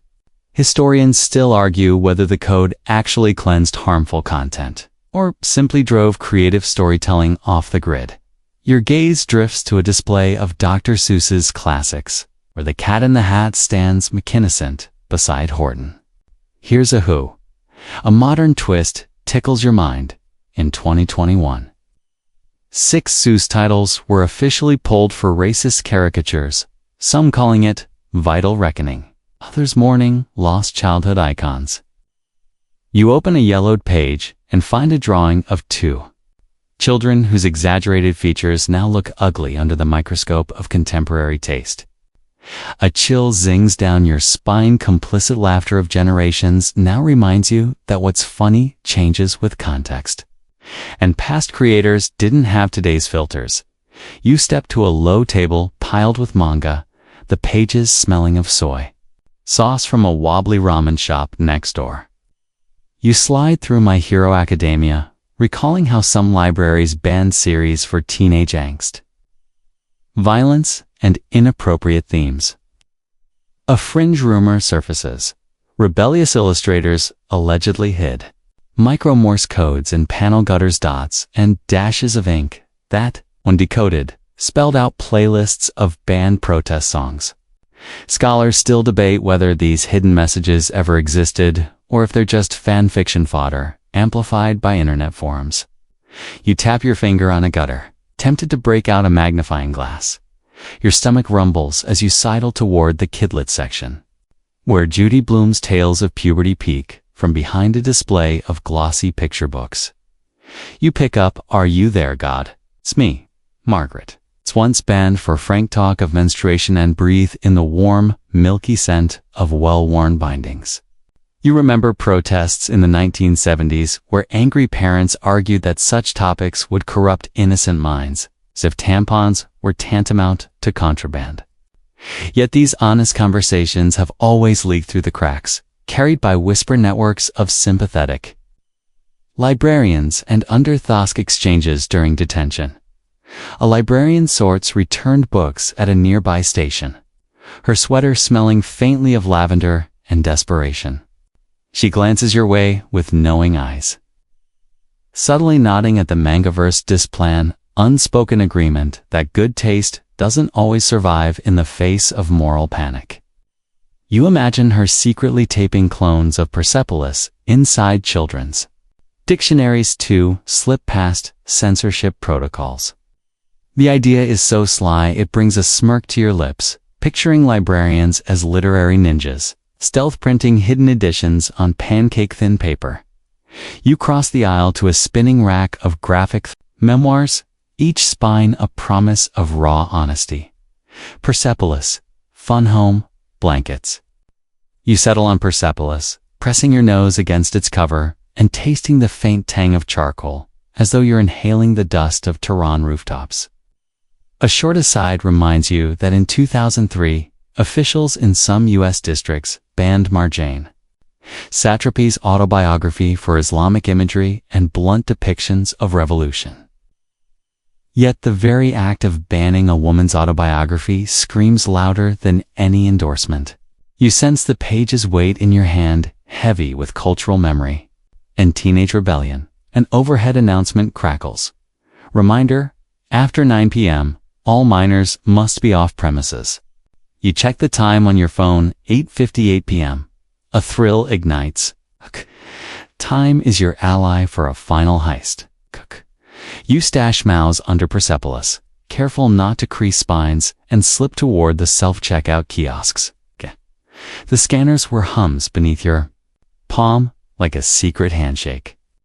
You pay your library dues, find dust from overdue books you never returned, and slide the books into your tote. As you slip out the glass doors, the night air smells of rain-spoiled pavement and ink.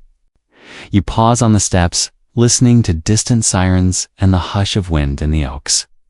In your bag, these banned pages rustle quietly, a subtle rustle like dry leaves stirred by a squirrel.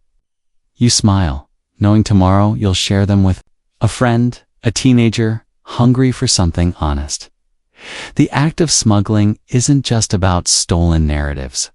It's about building trust. You haul your tote over your shoulder and walk into the darkened street, the lampposts flickering overhead like reluctant spotlights. Somewhere behind you, fluorescent lights blink off, sighing in the absence of late night. Rebels. But you, torchbearer of illustrated truths, march on. You might get caught someday, but until then, every glossy page is a small victory against those who insist you stay comfortably naive. After all, cartoons and children's tales aren't meant to shield you from reality. They're meant to teach you how to wrestle with it. You slip out of the library's neon glow and find yourself stepping into a hushed, wood-paneled reading room that smells of polished mahogany, stale pipe tobacco, and the faint tang of government secrets.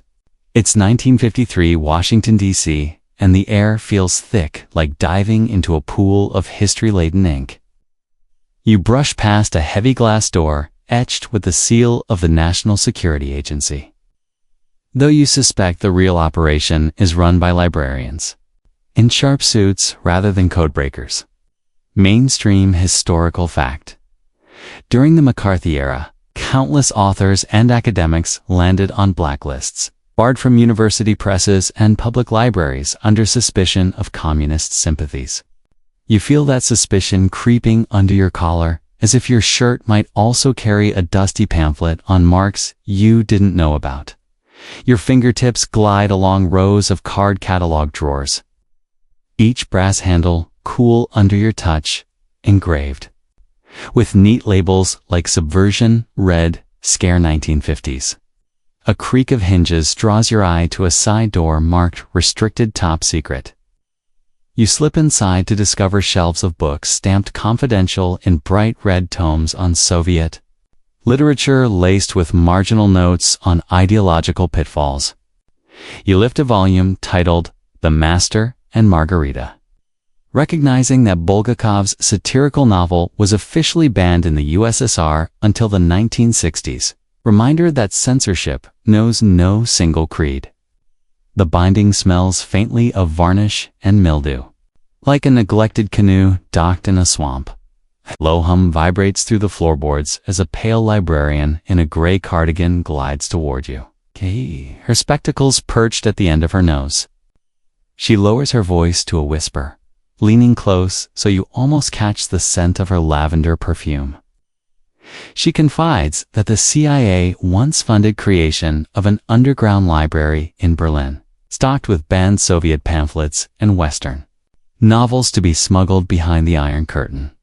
Fringe rumor has it that some volumes were microfilm encoded into watch batteries and sewn into teddy bears for unsuspecting children's gifts.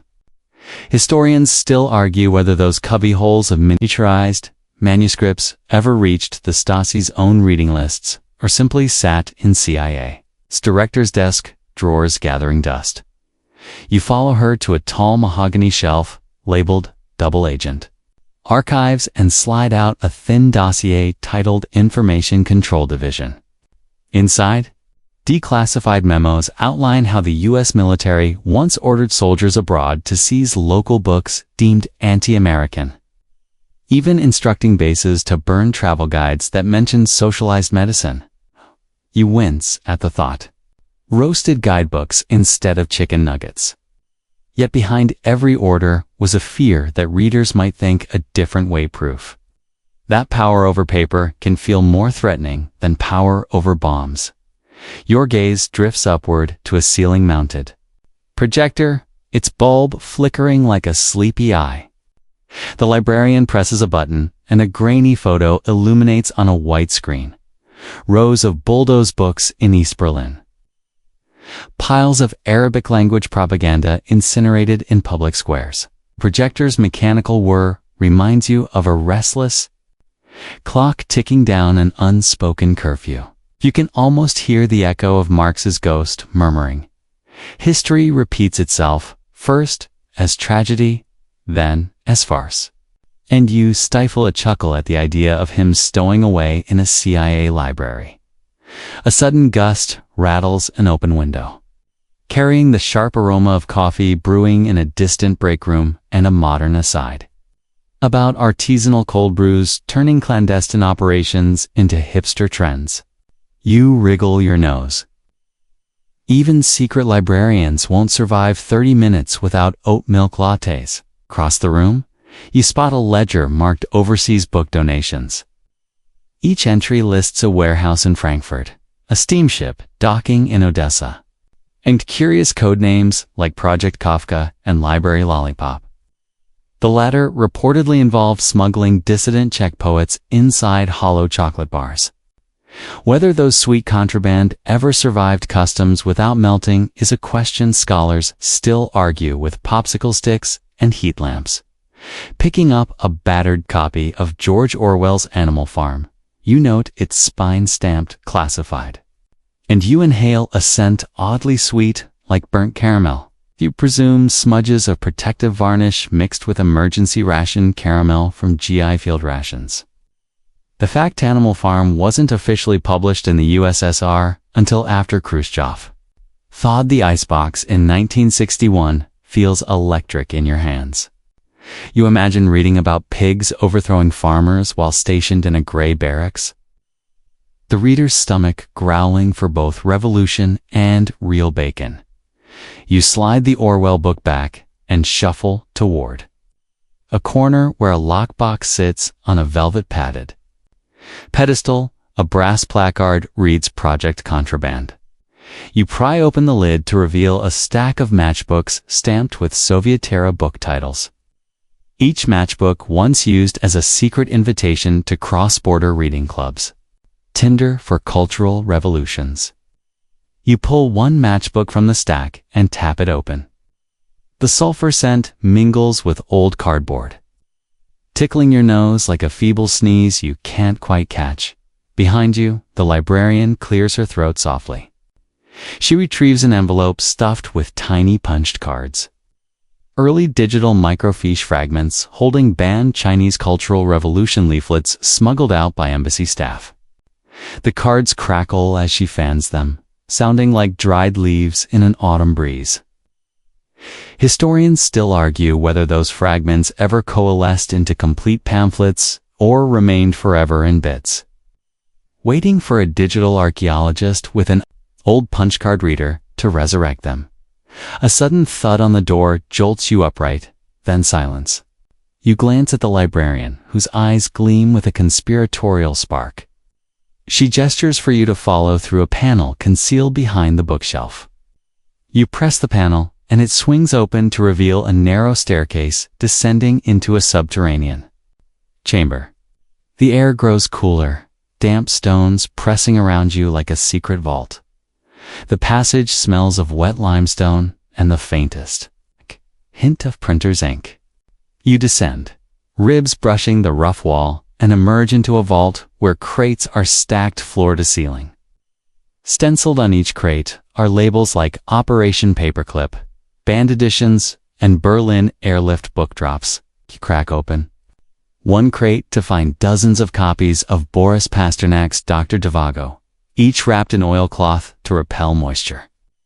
Mainstream historical fact: the novel was banned in the Soviet Union after its 1957 radio broadcast in verse form and only circulated through smuggled samizdat editions.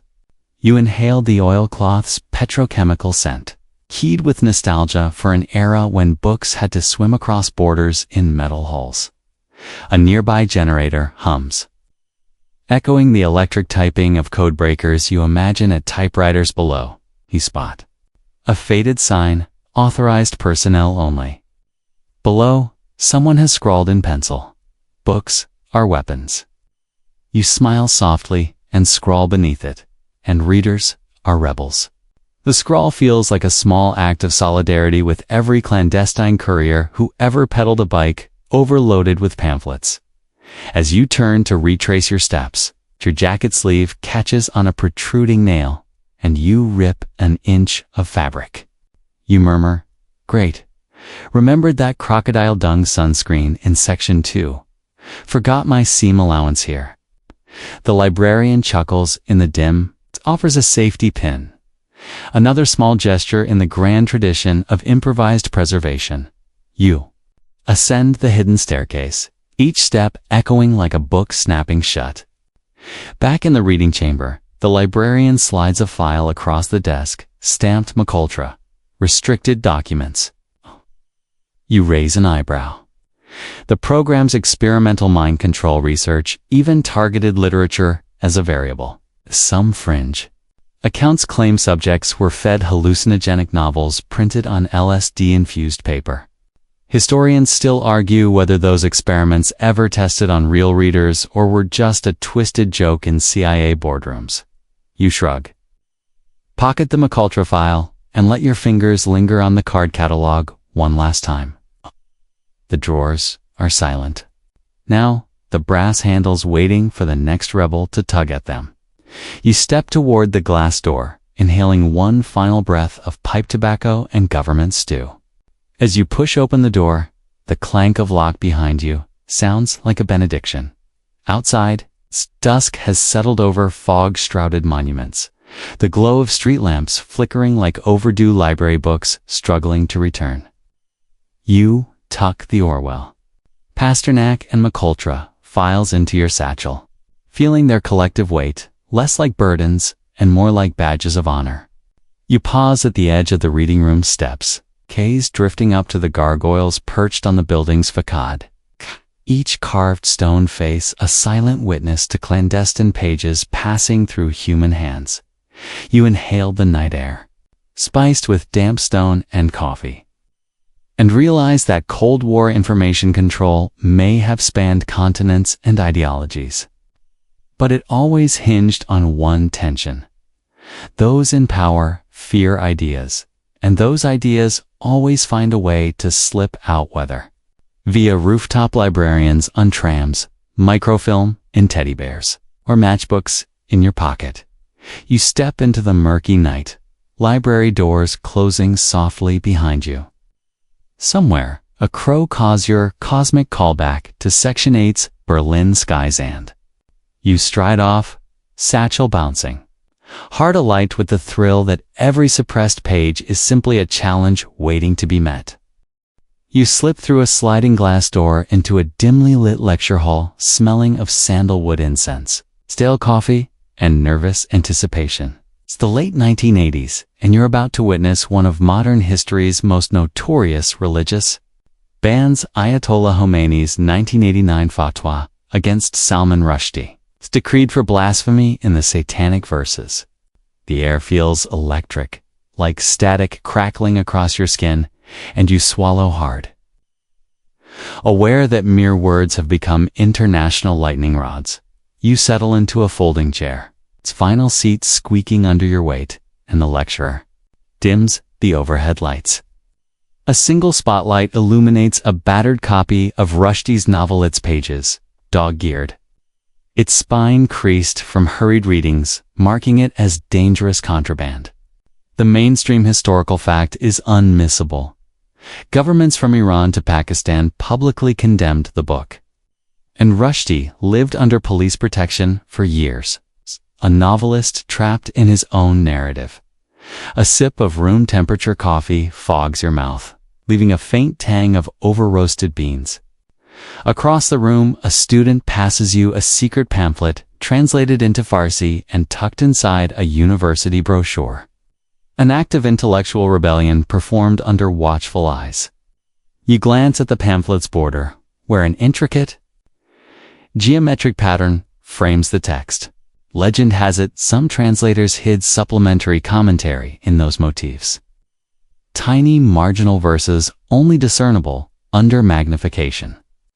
Historians still argue whether those coded annotations ever circulated beyond private reading circles or remained a whispered myth among typography buffs. As the lecturer recounts protests in London, where demonstrators marched in the rain brandishing placards reading "No to Blasphemy," you notice the faint scent of damp umbrellas mingling with incense. Sensory dissonance, the holiest of slogans wrapped in floral smoke. You shift in your seat, noticing the whispered exchange between audience members speculating if secret publishers smuggled Rushdie's uncut manuscripts in hollowed-out Qurans bound with goatskin. It sounds bold publishing contraband, disguised as the very book it supposedly insults, but you catch yourself smiling at human ingenuity. The lights flicker. And the lecturer fast-forwards to July 2010, when Florida pastor Terry Jones tried to stage a Quran burning. Can almost taste the acrid smell of pages going up in flames, a second-hand memory of blackened ash drifting into a furious sky. Jones's stunt drew international condemnation, forcing the State Department to issue warnings to troops in Afghanistan that their safety was at risk from retaliatory attacks. That single act of incineration sparked violence across continents, proof that banning or destroying one text can inflame entire populations. A hush falls as a hushed voice at the back recounts a quirky rumor. Some activists, outraged by the TI deletes, outraged by the fatwa, printed miniature editions of the satanic verses on microfilm, hidden in communion wafers. Whether those wafer films ever passed unnoticed through customs or ended up as futile altar bread remains contentious. Historians still argue whether that sacramental smuggling ever actually occurred or simply emerged as a legend in underground zines. The projector clicks on, showing images of boxed Qurans seized at rallies, their covers stamped "Condemned" in red letters. A row of fluorescent bulbs hums overhead, and you sense a mechanical resolve to silence entire traditions.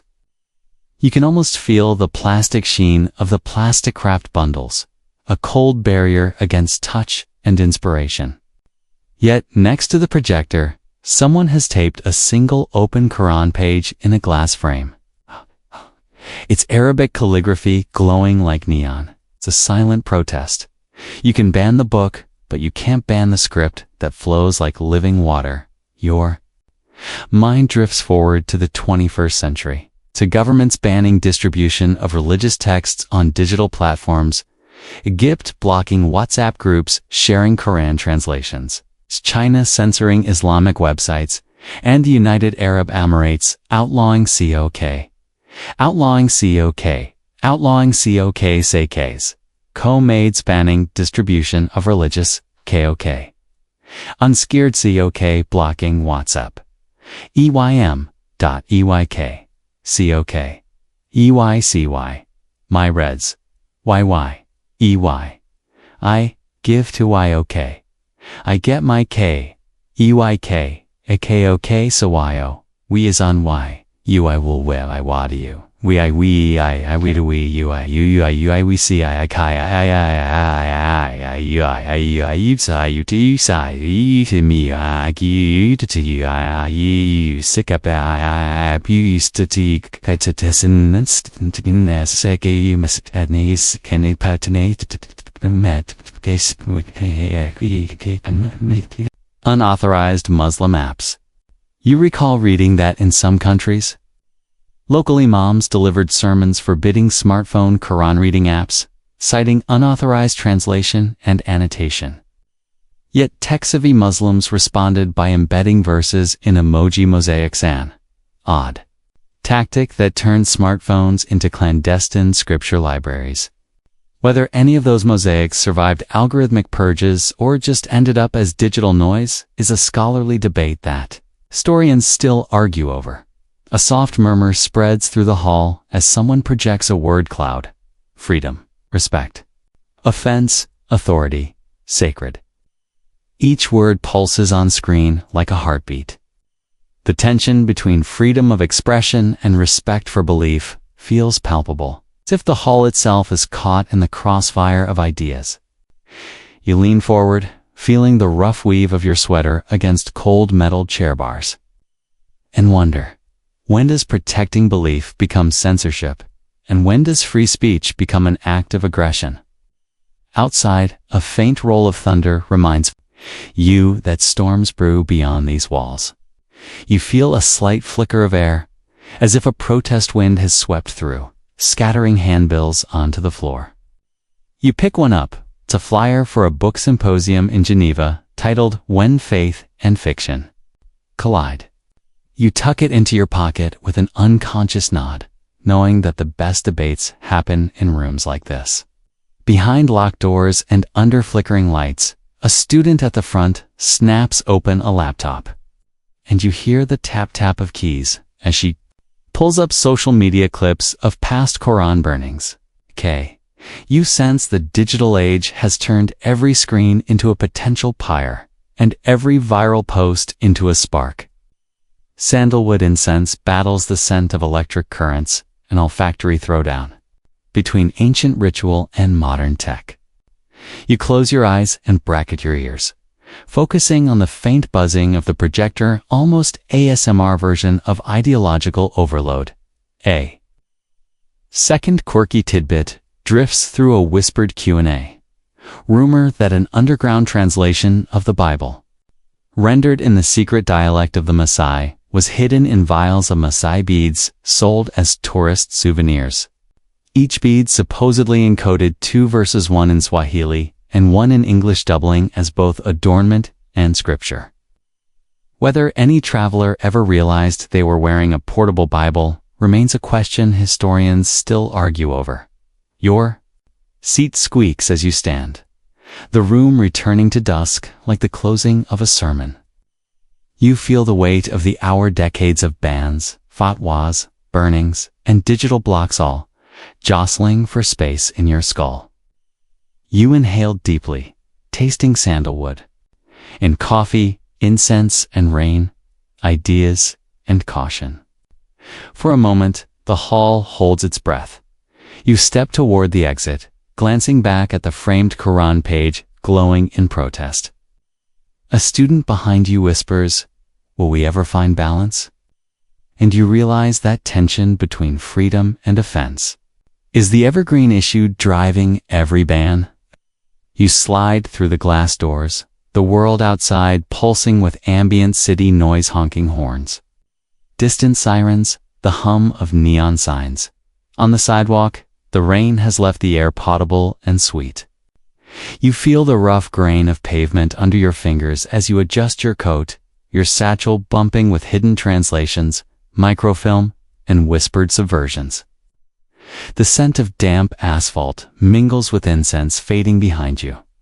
You inhale, tasting curiosity and caution. You might walk away alone tonight, but the bands don't vanish. They trail you like a shadow flickering flintwise at your heels. Each step echoes a question. When you burn a book, do you starve minds or feed them? You tighten your grip on the satchel, feeling the weight of every forbidden text inside, and stride into the night as both witness and participant in the age-old dance between faith, fiction, and the right to know. You're perched at a sleek glass desk, the glow of your laptop screen casting pale light on your fingertips as they hover above a backlit keyboard. The room is hushed, except for the soft whir of your computer's cooling fans, a Digital ASMR. That feels oddly comforting, like a lullaby for code. It's 2025, and you're navigating the labyrinth of online censorship where governments, platforms, and corporations decide which words and even which poems are fit for public consumption. A mainstream historical fact. China's Great Firewall, formalized in 2003, still blocks hundreds of foreign websites, including Wikipedia and major social media platforms. It's forcing real-time keyword filters to suppress dissent. You open an incognito window and type in a URL that returns a stark notice. This content is not available in your region. The text sits in the center of the screen like a stone statue, unyielding. You lean back, feeling the leather office chair cradle your spine, and inhale the faint Thames of ozone from high-voltage servers humming somewhere in the building's basement. You can almost taste the sterile air that circulates through data centers to cool racks of blinking routers. A notification pops up. Your AI-generated poem contains prohibited themes and has been automatically deleted. You raise an eyebrow, recalling that just last week, an aspiring poet afflicted their bot with a feverish flash of dystopian verse about algorithmic overlords, only to have the entire text vanish within seconds. Fringe rumor holds that the deletion was triggered because the poem's meter inadvertently matched the rhythm of a known protest chant in Myanmar, causing the platform's detection system to flag it as incitement. Historians still argue whether the poem truly contains seditious undertones or if it was a bungled intersection of rhyme and automated. Moderation rules. You minimize the alert and open a messaging app only to find one of your group chats archived. Without explanation. The chat had been educating members on online privacy tools and citing news about digital rights. You feel a flicker of irritation. It's like the walls of your home rearranging themselves so you can't find the light switch. Yet you also sense a thrill at the cat-and-mouse game of digital resistance every blocked URL. Every great outpost intensifies your urge to click, view, source, and peer behind the curtains. You switch networks, tethering your phone to a VPN that masks your IP address and routes you through nodes in Iceland, Sweden, and Chile.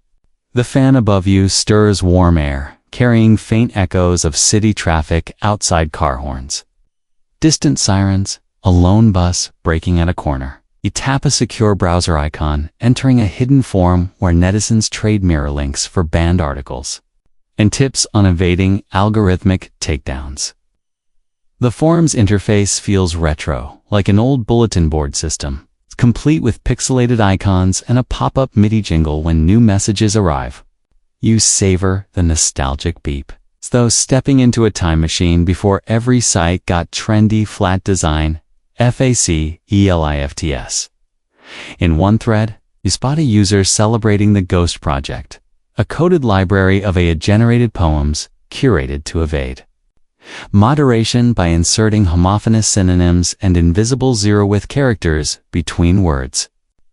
These stealth poems are packaged as harmless code snippets, innocuously shared on GitHub repos. They're a quirky testament to human ingenuity, poems about love, loss, or political satire embedded in what looks like boilerplate JSON files. Scholars still argue whether these encrypted verses actually spread subversive ideas or served more as engineering curiosities fueling arms races between censors and coders. You download one such JSON file and paste it into a text editor. At first glance, it's a jumble of brackets, quotes, and commas. But you know the trick.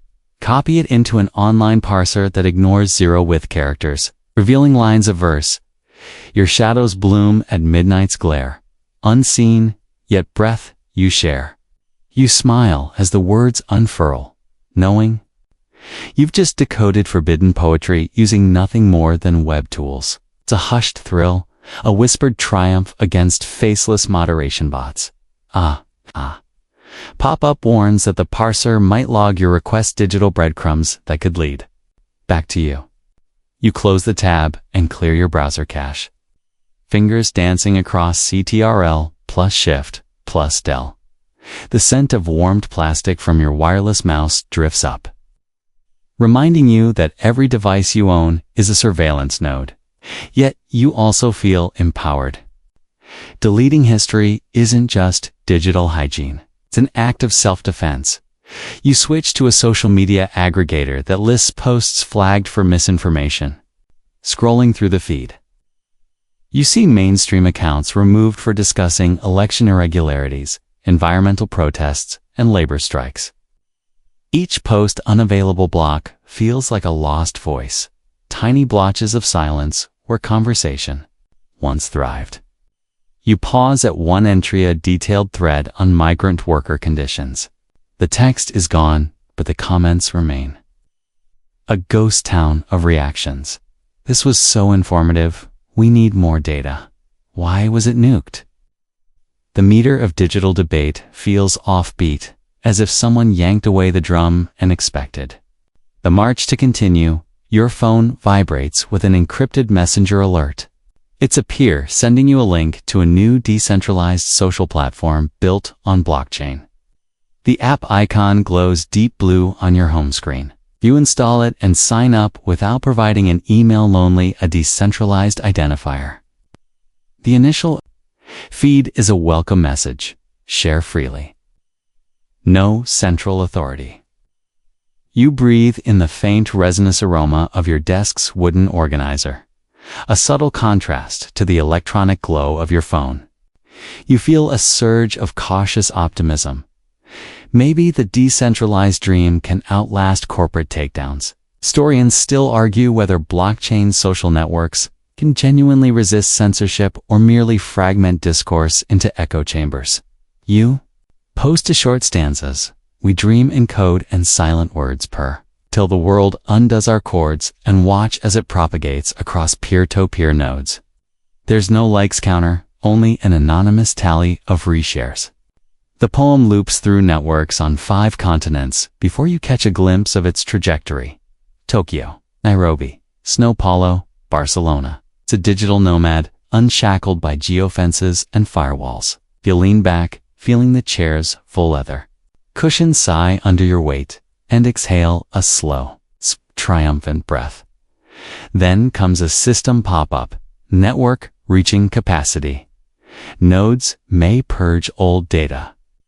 You grip the desk's edge, tasting the irony like cold steel. Even in a decentralized utopia, digital memory has limits, and sensors always find new tactics. You sit in the semi-darkness, heart pounding slightly, savoring the tension between sharing and erasure. Public and private, your screen dims as night deepens outside. It's a soft hum of fans cutting through the distant murmur of traffic. You close all your windows except one open text editor where you begin drafting a guide titled Stealth Poems 101, a digital survival kit. Your fingers glide across keys, each tap a quiet manifesto. You include notes on metadata stripping, encryption, layers, and odd tips, like using whitespace characters as steganographic carriers within social media posts. It's your contribution to the hidden archives of digital dissent. For a moment, you pause and hover over the save command, feeling the gravity of what you're about to store on a server, however encrypted and distributed. The lamp beside you casts a warm pool of light over your notepad. Scribbled reminders and coffee-ringed margins, a tactile counterpoint to the intangible data swirling online.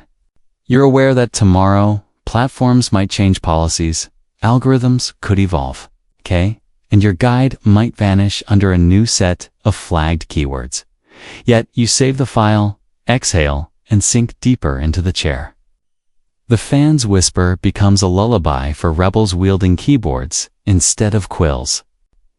You close your eyes for a second, mind spinning with code and poetry, and realize the digital age's hallmark is its paradox. Easier than ever to publish, yet harder than ever to keep in print. Curiosity remains unstoppable, hiding in plain sight between lines of code, waiting for readers resourceful enough to press view source. You duck beneath a creaking cellar door into a cramped Soviet-era flat. The air heavy with the tang of boiled cabbage soup and the faint smoke of smoldering candle wick and aroma that wraps around you like a woolen scarf in a winter chill. You follow a narrow corridor past a chipped radiator hissing like a disgruntled accordion and arrive at a low table littered with typewritten pages stained by spilled tea. It's the heart of a samizdat network in the early 1960s. Ordinary citizens, risking prison to retype band works on multiple loophole-a-don carbon copies. A mainstream historical fact anchors the scene. By the late 1950s, Soviet dissidents circulated underground literature on typewriters, producing dozens of copies that spread forbidden texts from Solzhenitsyn's One Day in the Life of Ivan Denisovich to Alex Solzhenitsyn's earliest exile essays, An Act That Left. KGB agents combing for the telltale ribbon marks your fingertips brush across an electric typewriter. Its keys stiff and metallic, like piano hammers waiting for a furious concerto. A conspirator in a battered Ushanka hat leans over, feeding a ream of onion skin paper into the rollers. He pauses, smiling wryly, and confides that some resourceful printers once hid microscrolls inside loaves of black rye bread. So heavy with dense crust, they needed a small axe just to slice them open. Historians still argue whether any complete treatise ever survived the yeast's fermentation, or if the ink simply bled into dough, creating a soggy mash fit only for chickens. The room's single bare bulb casts jittery shadows that dance across maps pinned to the wall, hand-drawn routes through rural villages, secret drop-off points at bus stations, and one incongruous marker named Crocodile Dung Refuge. Call back to Section 2's mythical UV blocker, but here, it's been repurposed to cheekily refer to a far-flung safe house rumored to be protected by vats of pungent sludge. You stifle a laugh, imagining dissidents wearing snorkels just to avoid the stench. Woman in a threadbare coat passes you a stapled bundle.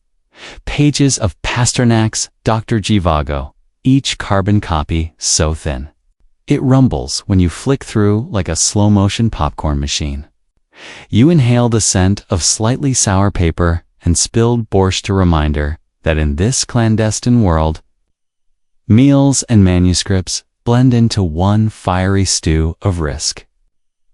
She motions toward an open window where a frigid wind carries the distant whistle of a passing train, your reminder that freedom often rides on iron rails.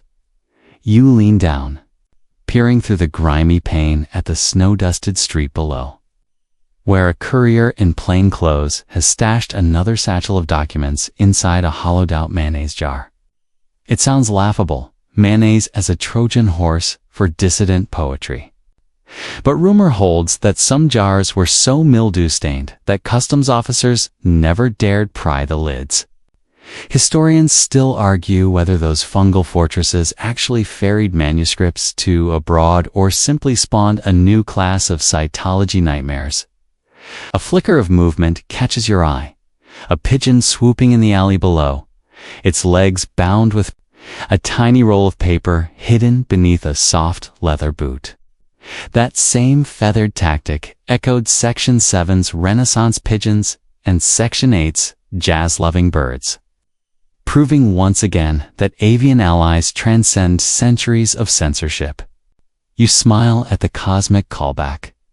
Whether in Florence, Berlin, or Moscow, humans always trust birds to outwit watchful eyes. Inside, the typewriter clanks onward as another volunteer feeds in fresh carbon paper. You notice a half-finished poem by Pasternak's contemporary, Osip Mandelstam, its verses swirling like gusts over Ararat. The epic is punctuated by 3 light jokes scribbled in the margin. My pen is mightier than your fur hat. KGB stands for, keep going, bungalow. And if we get caught, we claim it's a modern art installation. Their levity undercuts the tension, reminding you that humor thrives even in oppression. The conspirator punches a key clack, and you feel the vibration under your palm. He's replicating Viktor Kravchenko's pronounced insult to the USSR, a memoir that tore a hole through the Iron Curtain when it first emerged in 1944. He coughs, leaning close enough that you taste the faint sweetness of peppermint from a poorly concealed lozenge. A modern aside about artisanal cough drops, promising to soothe or seduce, depending on how slickly they're marketed. Even in a flat brimming. With dissidents, some product pushes are unavoidable. A low hum stirs behind a bookshelf. And you step toward it, noting the faintly greasy odor of motor oil. The shelf swings open to reveal a narrow stairwell descending into darkness. You follow, ducking under exposed pipes, dripping water that pings like Morse code on the metal railing. At the bottom, a flickering lantern illuminates dozens of crates. Labeled "Drop at Varshovka Station," "Do Not Open, Ministry of Truth," and "Censored Sonnets." Each crate is stuffed with smuggled pamphlets, microfilm rolls, and secret poet manifestos. You pull out a small wooden box secured with twine. Inside, a fragile scroll wrapped in linen bears verses by Yeats and Rilke, translated in hushed tones to Russian for audacious readers. You lift the scroll and inhale its scent, musty linen and the faintest trace of lavender. Nod to Section 10's lavender-scented pamphlets hidden in manga margins and yarn across centuries. It's a sensory embrace, linking every hidden network you've explored. A voice murmurs behind you. Quick, before the patrol.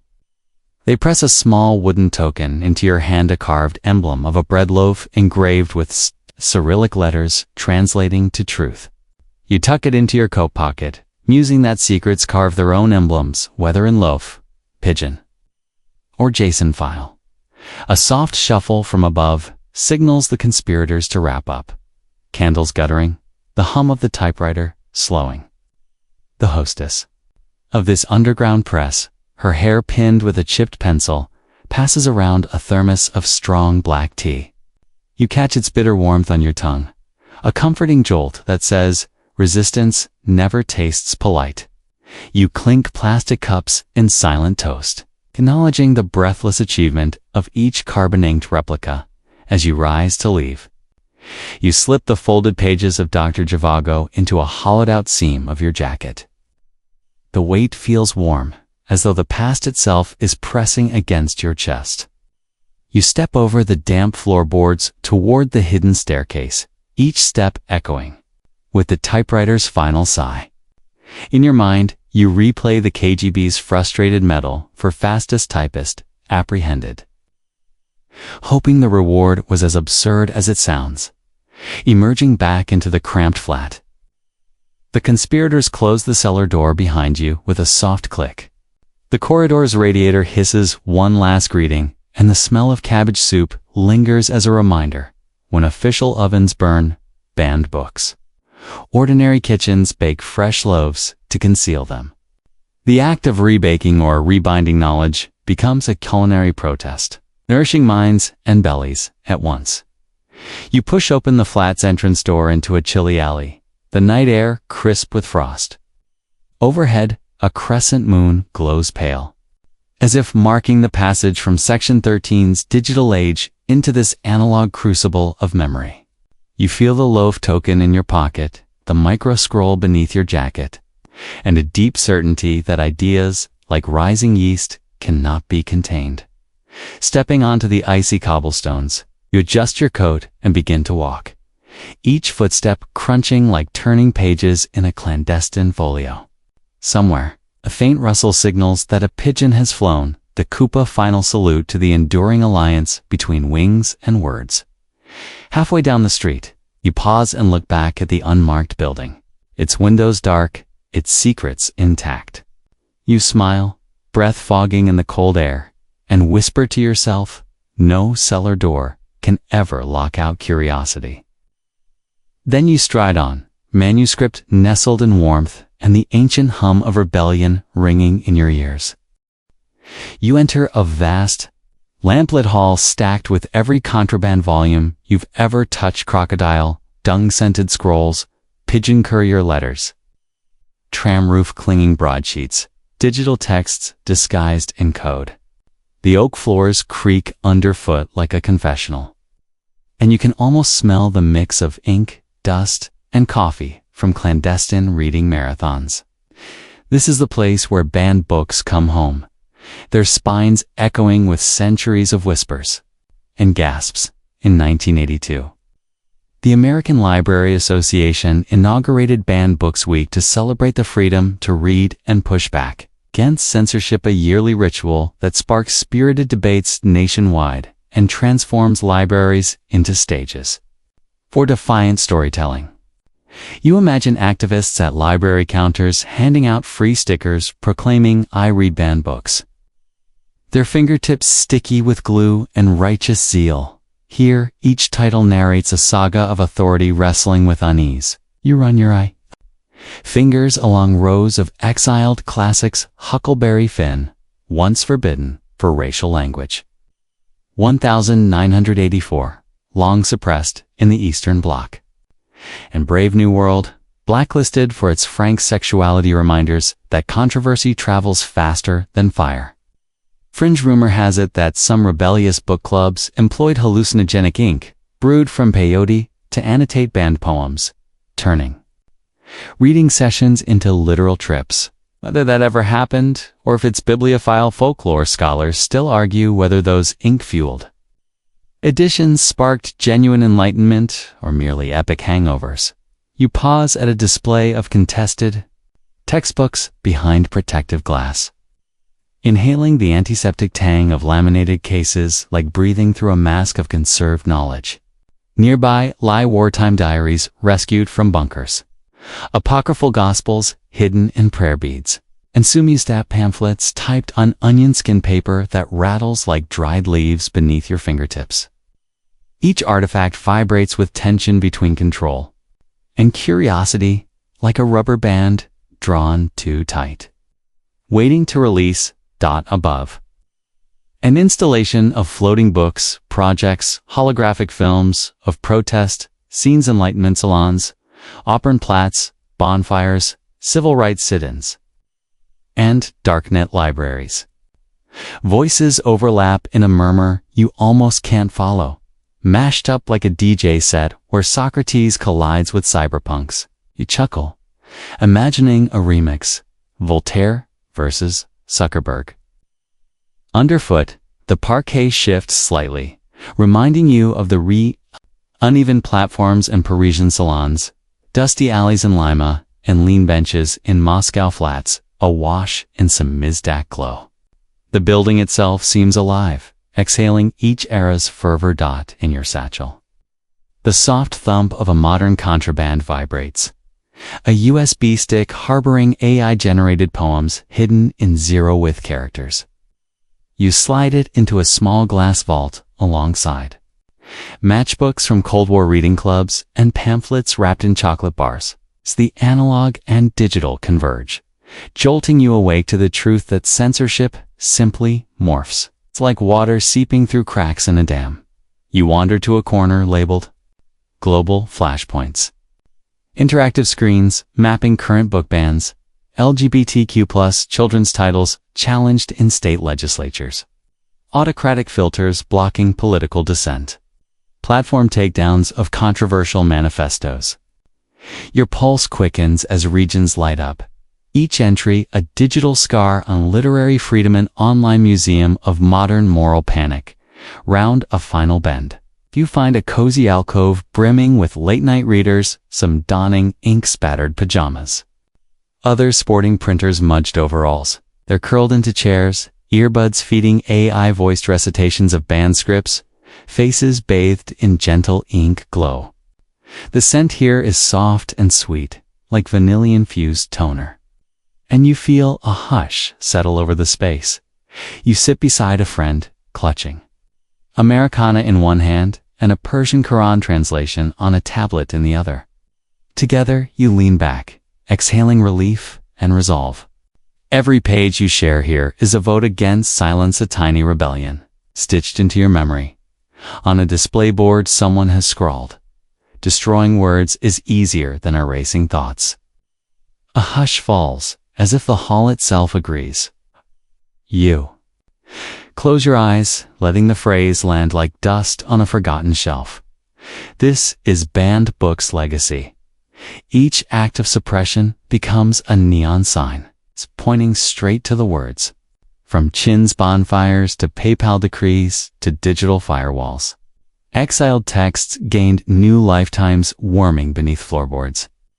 Racing postal networks tattooed on bodies and now zipping through fiber optic cables. You rise and drift toward the exit, heart full of echoing whispers. The lamps seem warmer, as if gratitude has thickened the air. Your steps carry the weight of every rescued page. At the threshold, hand on the heavy oak door, you inhale one last breath of ink and possibility. Knowing that beyond lies a world still in contention, you push the door open and feel a breeze swirl around you, as though the banned books themselves have chosen to follow into the night. The scent of coffee and street air mingles, and you smile. Your forbidden voyage ends here, but their legacy marches on in your thoughts. History may still argue whether bans starve minds or fuel defiance, but one truth remains: where there's a ban, there's a reader daring to turn the page. Word. Count 1058 as you close the heavy oak door behind you. A gentle hush settles around your shoulders like a soft blanket under a star-flecked sky. The hum of distant traffic recedes into a tender lullaby, leaving only the echo of turning pages. Inside your mind, each breath you draw is deliberate and slow, spreading across you like ripples drifting on glassy water. And your skin tingles with the quiet assurance that these stories now rest safely within you. Allow the point of this moment to fully bloom. As time stretches and softens its edges, your thoughts unspool like silk ribbons in a summer breeze, carrying with them the faint scent of aged parchment and whispered rebellions. Perhaps you feel a gentle heartbeat echo in the stillness behind. Your ribs re-thump, a reminder that curiosity is as essential as air itself. The tapestry of knowledge you've woven tonight will settle like warm embers in your chest, radiating comfort long after the pages are closed. Lean into this afterglow and let tension slip from your shoulders, curling away like autumn leaves, drifting on a lazy stream. Outside these walls, the world might continue its restless pacing, but you have permission to pause to cradle the wisdom you've discovered in hidden alleyways of history.